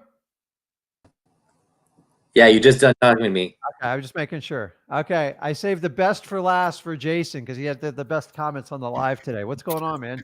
What's up, Rick? I know you're on a time crunch here. I was trying to ask you yesterday, but I got disconnected. Okay. So I got a seller who agreed to do a owner finance for $20,000 down, 3% for 15 years. Okay. How would I structure that? Would I go through like a title company, or here in South Carolina, it's an attorney, or would that just be like a private? So like which state are you in? I'm in South Carolina. Okay. So check with your title company. So here's the problem with the title company. Their main job is to sell title insurance, right? Right. The only way you sell title insurance is you have to satisfy all previous liens to get clear title. And if you're doing, I assume are you doing a subject to? No, he's got it paid off. So Oh, he's okay. fully Well, financed. so you can make the choice to go through a title company or not. The more money you put down, the more you got to cover your butt. So here's the rule. If I'm giving a seller $100 or $1,000, I'm going to do like a pencil search on the title with my title company, and I don't care. I don't want to pay all the junk fees. Okay. Gotcha. But when you're putting, like, once you go over 10 grand, you got to pay attention because you got to make sure you're not getting scammed. But how did you come up with the 20 grand? Just out of curiosity. I asked him and he threw it out there. He said he would want like around 15 or 20,000. So, okay. So the only thing I'm going to tell you is what's your plan with it, I guess, is my question. I was thinking about buying it for myself because it's 2 properties. There's a mobile home in the back that it's already rented for $700 a month. And then there's a 2-bedroom house in the front. I would just try to get them down to 10 because it gives you the option if you ever just get tired of it and sell it. You get 20 from someone and you give them 10. And that way, listen, I made a living like doing these things my first few years. The key ticket is getting properties that are in good shape or have renters like built into them. Okay. Yeah. So like if I took a nice home and somebody asked me for 10,000, I say, tell you what, I can give you 2. And we wind up at like 3 or 4. I knew the entire time I would get 10 as a down payment and do like a rent to own, a lease option. I'm not going to get into details. I got plenty of videos on it. I like creative financing structures where you win from day one. Okay. Yeah. Yeah. If you've got an incredible bankroll and you're not getting your return somewhere else and you have the experience, go for it. But the reality is most people doing their first few deals start with a positive cash flow situation, because remember, I always teach you go for no. And if you haven't got a no, you don't know what the bottom line number is. Or you can, true. The beauty of creative financing, everything's on the table and negotiable. Okay. Right. So you can technically get a title policy, but it's going to so you can do it above the table. The subject twos are the challenging ones because nobody wants to write a title. You have to find a title company that will write a policy with the exception of the existing mortgage, and they don't like to do that. So if you can get that number down low, sometimes you can pay your title company. They'll do it for free, or like, listen, the title's clean as a whistle. And then you can decide how you want to take title to the deed. That's an attorney question. I ain't going to answer that for you because everybody's got a different answer. Okay. And then remember, the less you put down, the less you're at risk. Okay. Yeah, it makes sense. And then keep in mind, like some people, like a lot, like one of my favorite deals I did is I bought like a little a double wide mobile home for like 30 grand. And the guy goes, I go, hey, what do you need? He goes, I need 7 grand down. I go, how about 2? We settled on 3. You ready for this?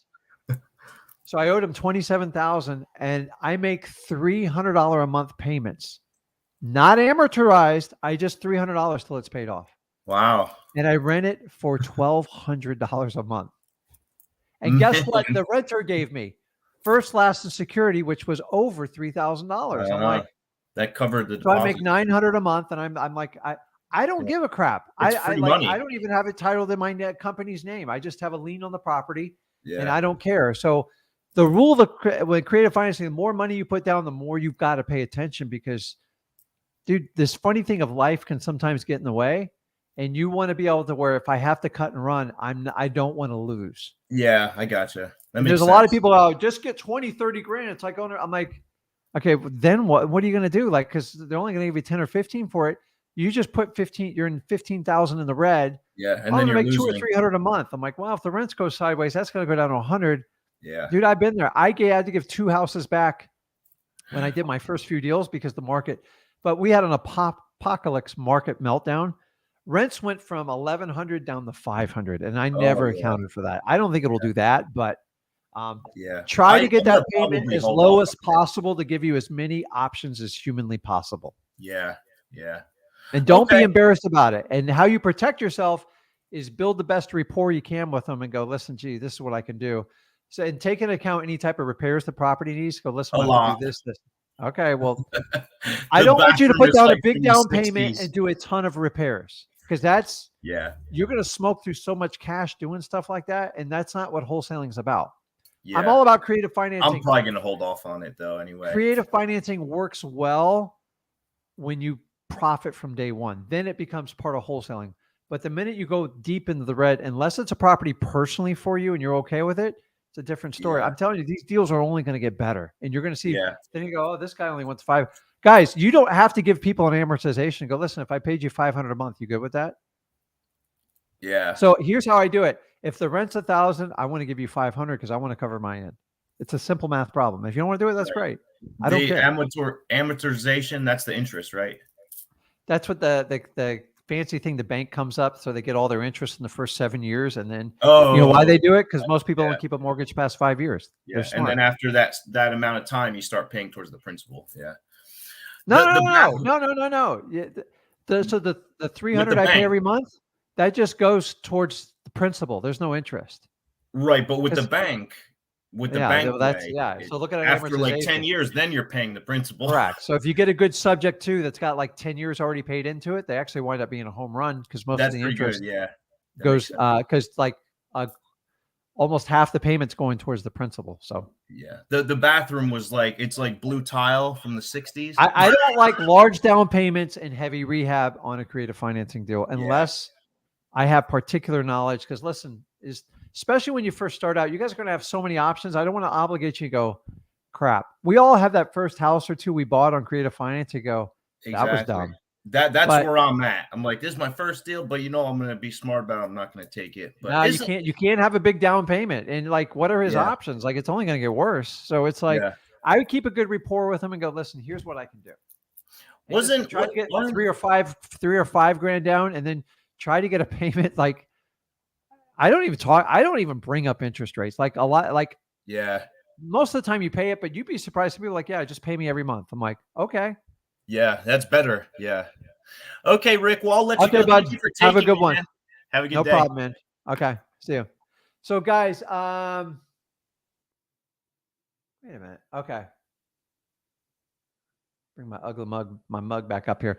So that's it, guys. So I will be back on, me and Zach will be on tomorrow night live at 5 p.m. Eastern time. If I missed you guys, jump on there. I know I missed some of you guys on the live, but I will see you guys tomorrow at 5 p.m. Eastern. Guys, go out and get deals. Have fun and go find me a deal. So